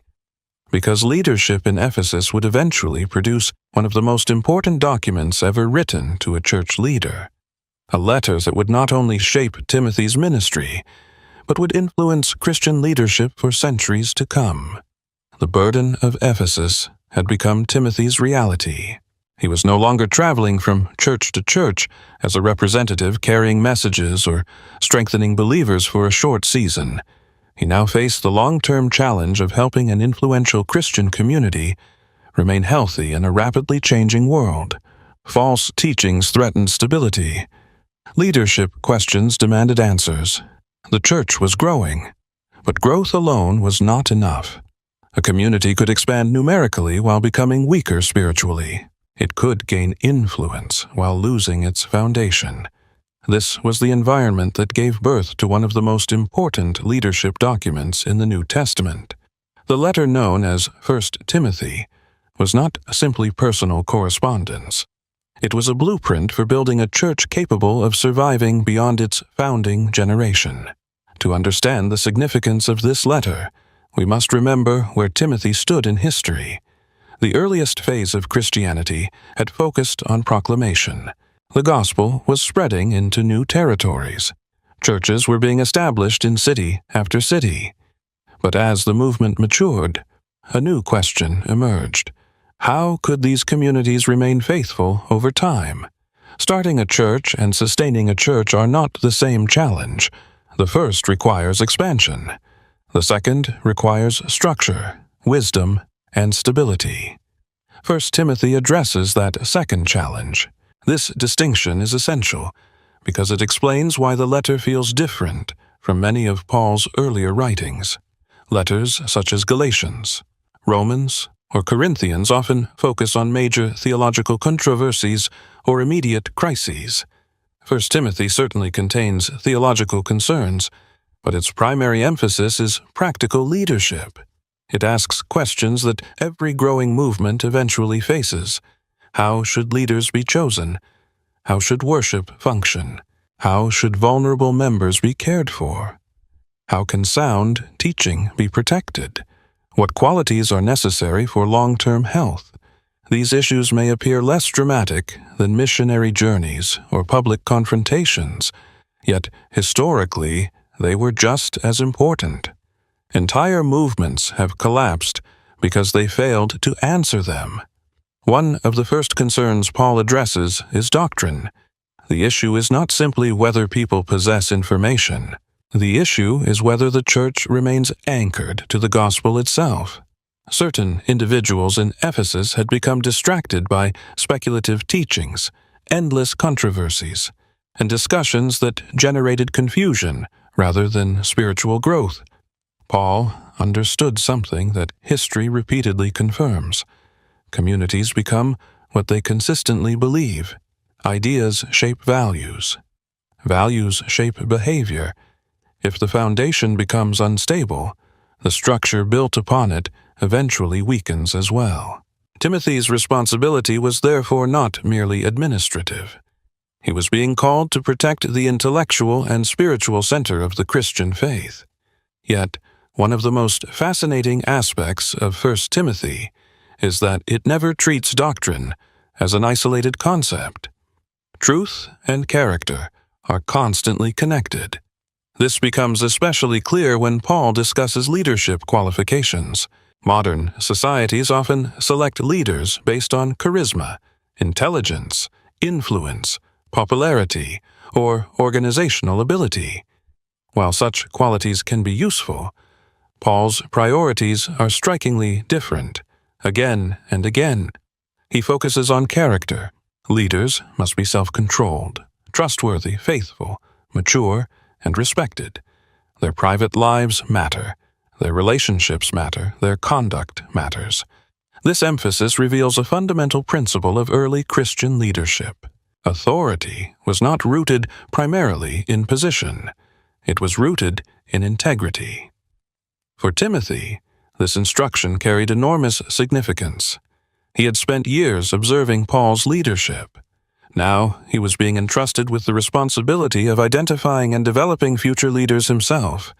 In many ways, this represented the next stage of succession. Earlier chapters explored how Paul invested in Timothy. Now, Timothy would need to help create the conditions through which future generations of leaders could emerge. The chain of transmission continued. Another major theme within the letter involves the organization of church life. As Christianity expanded, local congregations became increasingly diverse. Wealthy and poor believers worshiped together. Older and younger members shared the same community. Individuals from different cultural backgrounds attempted to form a unified identity in Christ. Such diversity created opportunities, but it also created challenges. Churches needed order without becoming rigid. They needed unity without demanding uniformity. They needed leadership without becoming authoritarian. 1 Timothy reflects these realities. Paul was helping Timothy build structures capable of supporting healthy community life for years to come. Particularly revealing is the attention given to widows and vulnerable members of the church. At first glance, these sections may appear highly specific to the ancient world. In reality, they reveal one of Christianity's defining values. The church was not merely a teaching institution. It was a community responsible for caring for people. In the first century, widows often occupied one of the most vulnerable positions in society. Without family support, many faced economic insecurity and social isolation. Paul's instructions demonstrate that faithful leadership required more than doctrinal accuracy. It required compassion expressed through practical action. Timothy was being reminded that the credibility of the gospel depended not only on what believers proclaimed, but on how they treated one another. Financial integrity receives similar attention. Ephesus was a prosperous city shaped by commerce and economic opportunity. The temptation to pursue status, wealth, and personal advantage was ever present. Paul repeatedly warns against allowing material concerns to distort spiritual priorities. This theme remains relevant because it reflects a universal challenge. Every generation must decide whether faith will serve ambition or whether ambition will be submitted to faith. Timothy's task was to help the church navigate that tension wisely. Perhaps the most personal section of the letter involves Timothy himself.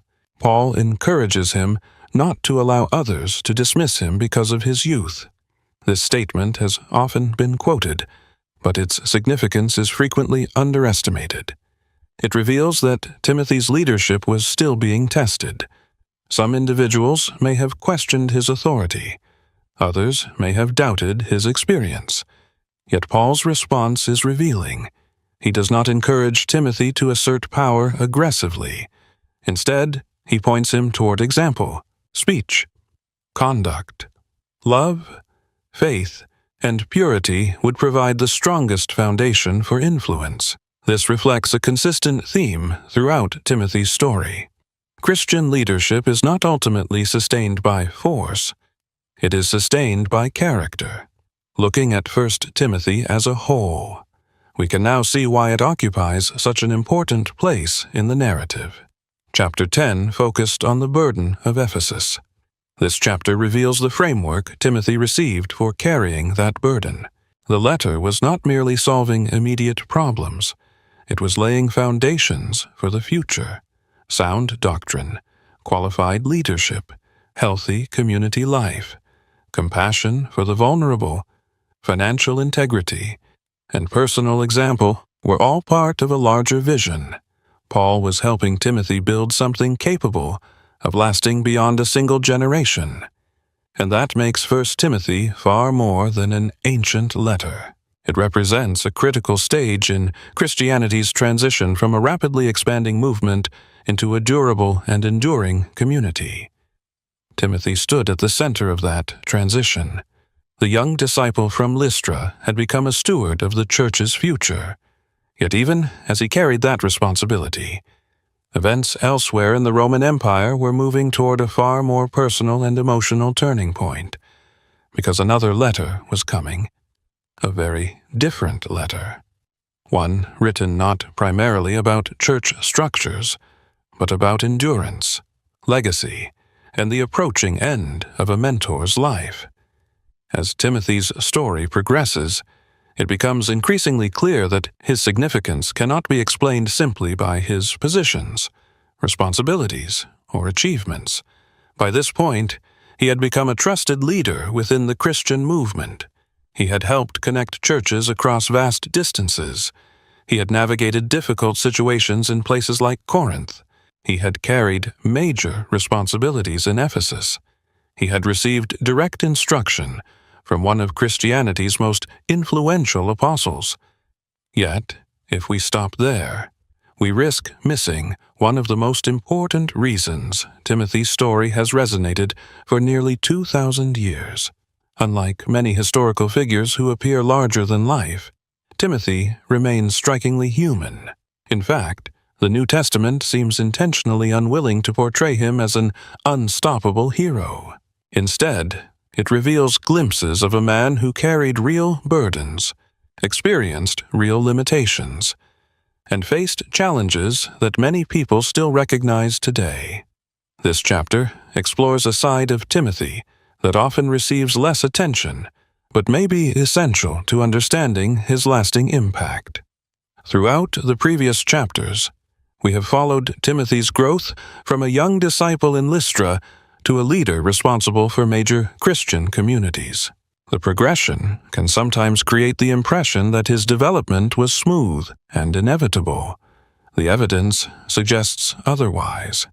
Several passages within Paul's letters hint at struggles that accompanied Timothy's responsibilities. These references are often brief, yet when considered together they form a fascinating picture. Rather than describing a naturally fearless leader, They suggest someone who occasionally wrestled with uncertainty, pressure, and personal limitations. One of the clearest examples appears in Paul's repeated encouragements. Again and again, Timothy is urged toward courage. He is told not to allow others to look down on him because of his youth. He is encouraged not to be ashamed of the gospel. He is reminded to stand firm in difficult circumstances. Such instructions are significant because they likely address real challenges rather than hypothetical ones. Paul was not writing generic leadership advice. He was speaking to a specific individual facing specific pressures. Many scholars therefore conclude that Timothy may have possessed a naturally cautious temperament. While certainty is impossible, the evidence points in that direction. If so, this makes his story even more remarkable.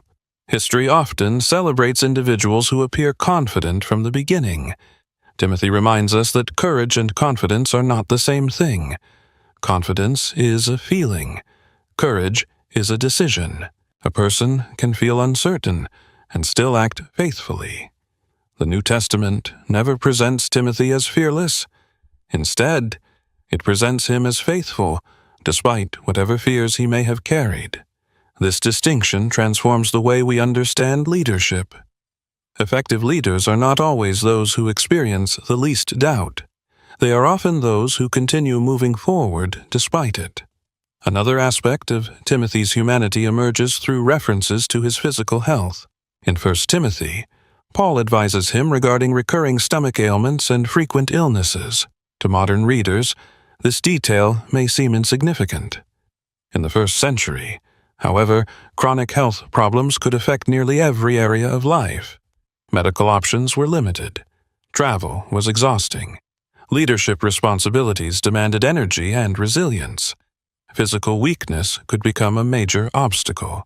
Yet what makes this reference so powerful is that it appears almost casually within the letter. Paul does not describe Timothy as a spiritual giant immune to ordinary human struggles. He describes him as a real person dealing with real physical limitations while continuing to serve. This pattern aligns with a broader theme found throughout Scripture.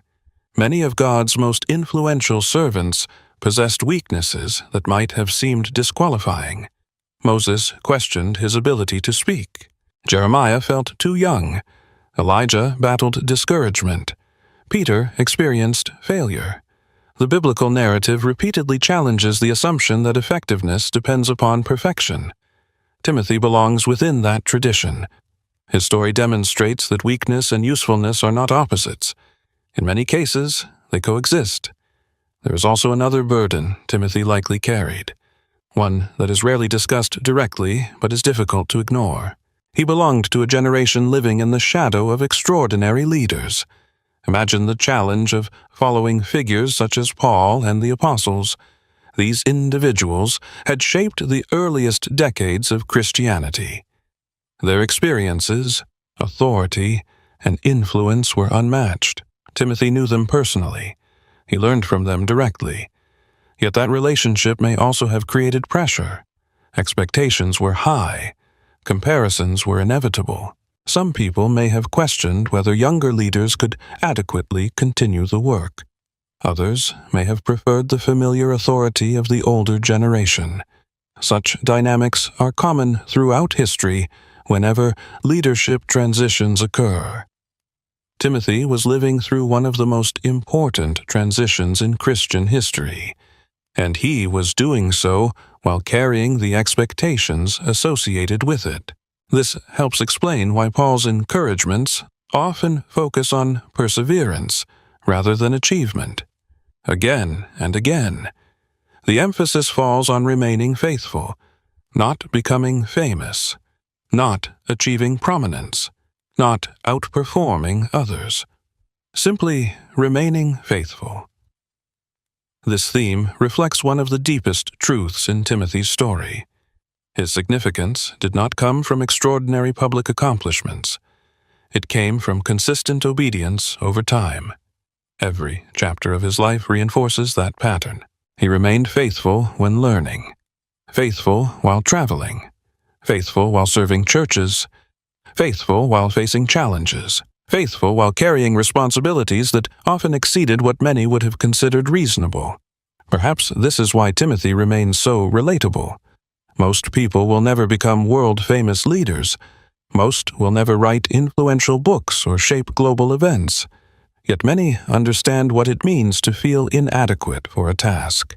Many understand the pressure of responsibility. Many know what it feels like to face uncertainty, criticism, fatigue, or self-doubt. Timothy's story speaks directly into those experiences. It demonstrates that faithfulness is not reserved for the naturally gifted or endlessly confident. It is available to ordinary people willing to trust God despite their limitations. Looking back, this chapter serves an important purpose within the larger narrative. The previous chapters highlighted Timothy's responsibilities and achievements. This chapter reminds us that those accomplishments were carried out by a human being rather than a legend. The church often remembers leaders through the lens of their successes. Scripture frequently reminds us of their humanity. Timothy's weaknesses did not prevent him from serving. If anything, they reveal why his example remains so powerful, because the true measure of his life was never extraordinary talent. It was perseverance. He continued moving forward when retreat would have been easier. He continued serving when others might have withdrawn. He continued trusting when certainty was impossible. And as the story approaches its final turning point, that perseverance is about to face its greatest challenge. The mentor who had shaped so much of his life is nearing the end of his journey. The apostolic era is drawing toward its conclusion. The future of the church is becoming increasingly uncertain. And Timothy will soon discover that everything he has learned about faithfulness, courage, and endurance has been preparing him for one final responsibility, not merely to follow the faith he received, but to carry it forward into a new generation. For decades, the Christian movement had been carried forward by a generation of extraordinary leaders. They had crossed provinces, faced persecution, planted churches, defended the gospel, and preserved the testimony about Jesus during its earliest and most fragile years. Among them, few figures were more influential than Paul. Yet, by the time we arrive at this chapter, the world that Timothy had known for much of his adult life was beginning to change. The apostles were aging. Some had already disappeared from the historical record. Others faced increasing danger under Roman authority. The generation that launched the Christian mission was slowly passing from the scene. For Timothy, this was not merely a historical development. It was deeply personal. The mentor who had shaped his life, guided his growth, and prepared him for leadership was approaching the end of his own journey. What followed would become one of the most emotional and significant moments in the entire New Testament. This chapter is not simply about Paul's last letter. It is about the transfer of responsibility from one generation to the next. To understand the significance of 2 Timothy, we must first recognize how different this letter feels from those that came before it. 1 Timothy focused heavily on leadership structures, church health, and practical ministry concerns. 2 Timothy carries a different atmosphere. It reads less like an administrative document and more like a farewell. The language is personal. The tone is reflective. Beneath the instructions lies a growing awareness that time is running short. Whether approached from a traditional theological perspective or through historical analysis, the letter presents a man who understands that the final chapter of his life is near. The historical backdrop helps explain why. During the reign of Emperor Nero, the political environment became increasingly dangerous for Christians. Historians continue debating the precise details and scope of various persecutions. Yet, there is broad agreement that Christian leaders faced growing risks. At some point during this period, Paul found himself imprisoned in Rome once again. Unlike the relatively open circumstances described at the end of Acts, this imprisonment appears much harsher. The letter contains repeated indications that Paul no longer expects release. He speaks of his departure as approaching. He reflects upon the completion of his life's work. He writes not as a man preparing for another missionary journey, but as a man preparing for the end, for Timothy. Receiving such a letter must have been profoundly unsettling. For years, Paul had been a constant presence in the story. He had appeared at every major turning point. He had transformed Timothy's future with a single invitation in Lystra. He had invested years into his development. Now, for the first time, Timothy was being forced to imagine a future without him. This emotional reality gives the letter much of its power. Yet, remarkably, Paul's primary concern is not his own fate. Instead, his focus remains fixed on the mission. This reveals one of the defining characteristics of apostolic leadership. The mission always mattered more than the messenger. Throughout 2 Timothy, one theme emerges repeatedly: endurance. Paul understood that the next generation would face challenges very different from those encountered during Christianity's earliest years. The gospel would continue spreading, but opposition would continue as well. False teachings would persist. Cultural pressures would increase. Leadership responsibilities would become heavier as the original apostles disappeared. Timothy needed more than information. He needed resilience. Again and again, Paul calls him to persevere. He urges him not to be ashamed of the gospel. He encourages him to share in suffering. He reminds him to remain faithful regardless of circumstances. These instructions reveal something important. The future of Christianity would not depend primarily upon strategy, influence, or numerical growth. It would depend upon faithfulness under pressure. Another major theme centers on preservation. Throughout the documentary, we have seen how Timothy gradually became part of the generation responsible for carrying Christianity beyond its founders. 2 Timothy brings that theme into sharp focus. Paul repeatedly emphasizes the importance of guarding what has been entrusted to him. The language is deliberate. The gospel is portrayed not merely as information, but as a sacred trust. Timothy's responsibility is not to reinvent it. His responsibility is to preserve it faithfully and pass it on. This emphasis reaches its clearest expression when Paul instructs Timothy to entrust what he has learned to faithful people, who will be able to teach others also. This single statement may be one of the most historically important verses associated with Timothy's life. It describes a chain extending across generations. Paul teaches Timothy. Timothy teaches others. Those individuals teach others in turn. The future of the church depends upon that process continuing. In many ways, the entire documentary has been moving toward this moment. Chapter 1 introduced Timothy as a recipient of faith passed down through family. Now he is being called to become a transmitter of faith for future generations. The cycle continues. The letter also contains deeply human moments that reveal the personal cost of ministry. Paul mentions individuals who abandoned him. He speaks of loneliness. He requests the presence of trusted companions. He asks Timothy to come if possible. These details are easy to overlook amid larger theological themes, yet they provide a rare glimpse into the emotional reality of leadership. Great figures from history are often remembered through achievements alone. 2 Timothy reminds us that they were also human beings. Paul was not merely an apostle. He was an aging prisoner facing uncertainty, longing for companionship, and writing to someone he loved like family.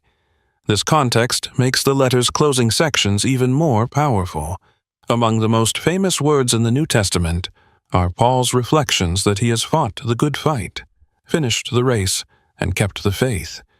These statements are not triumphant declarations of personal greatness. They are the testimony of a man looking back on decades of sacrifice and concluding that faithfulness was worth the cost. For Timothy, these words carried enormous significance. They represented the final example of the mentor who had shaped his life. Yet they also represented a challenge. The race Paul had finished was not the end of the story. Others would need to continue running. This is why the title of this chapter is The Final Charge rather than The Final Goodbye. The central issue is not Paul's death.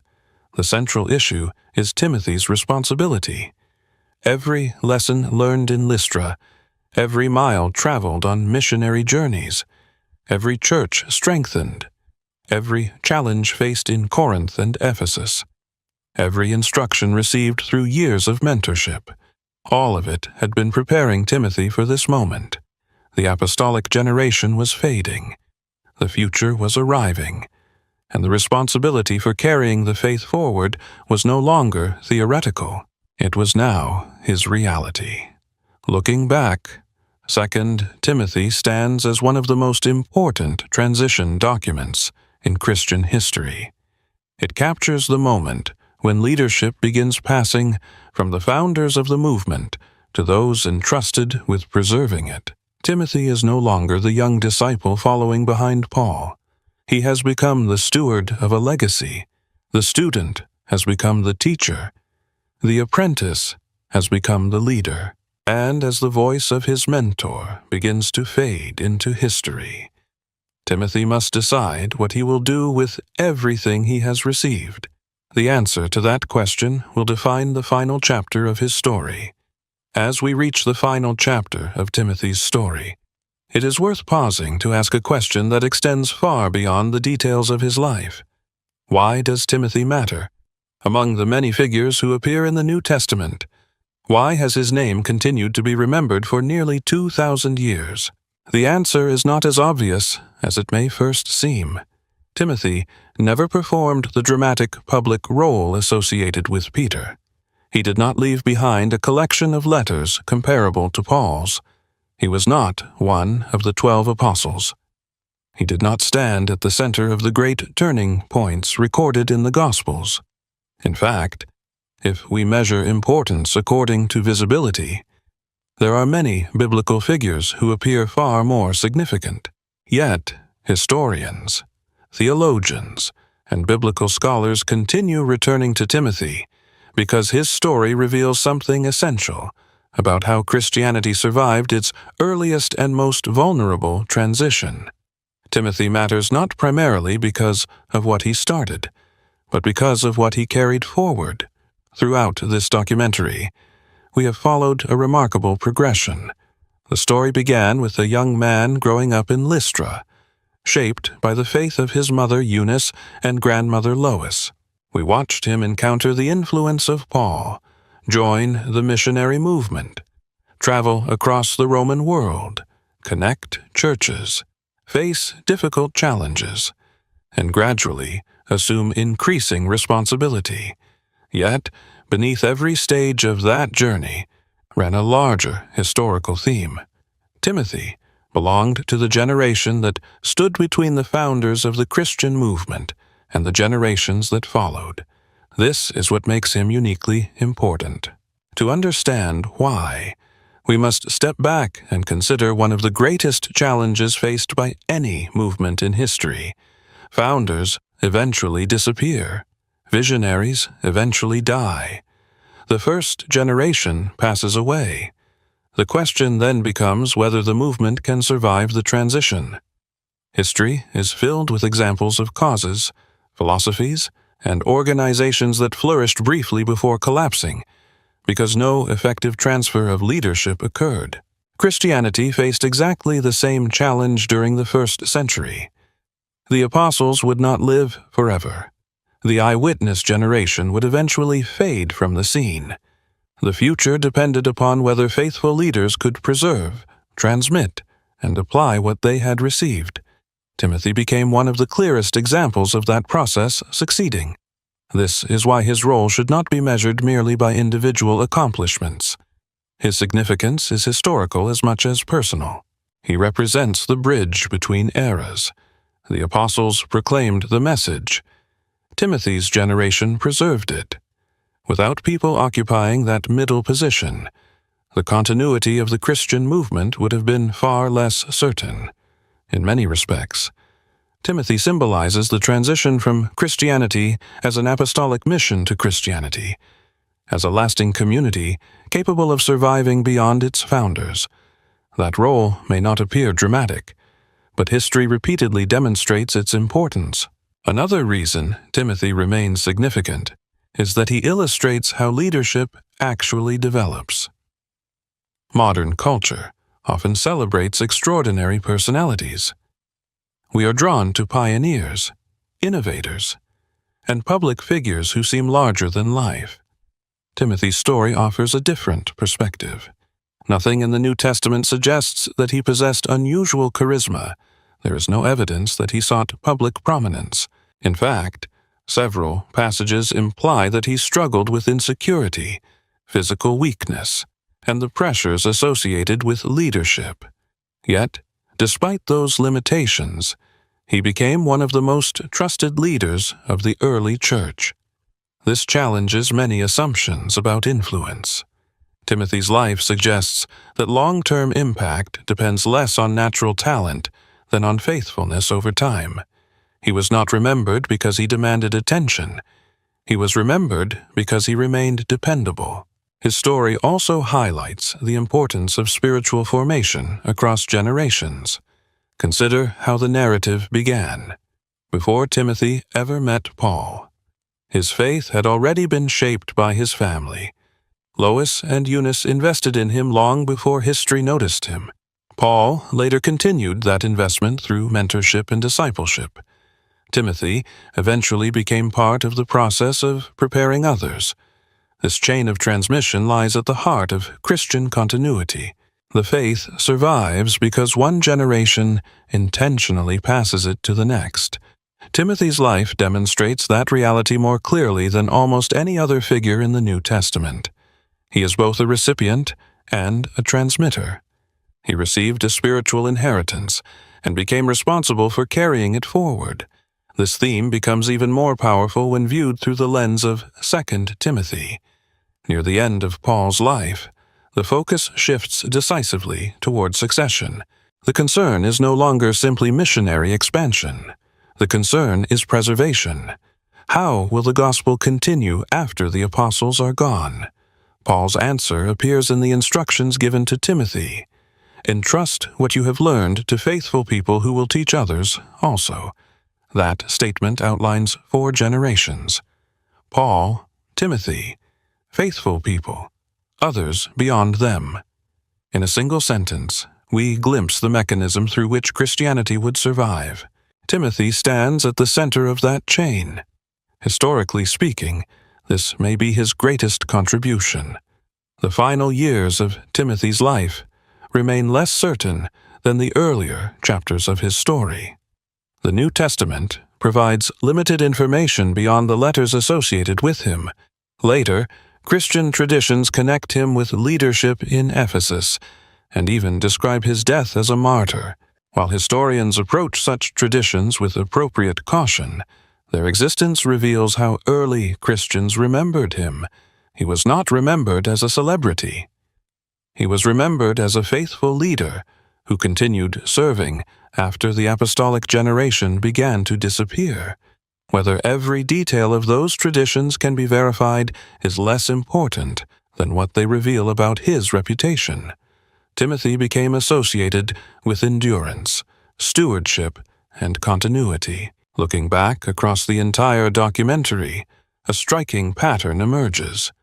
Timothy never sought the spotlight, yet he appears at nearly every major stage of Paul's ministry.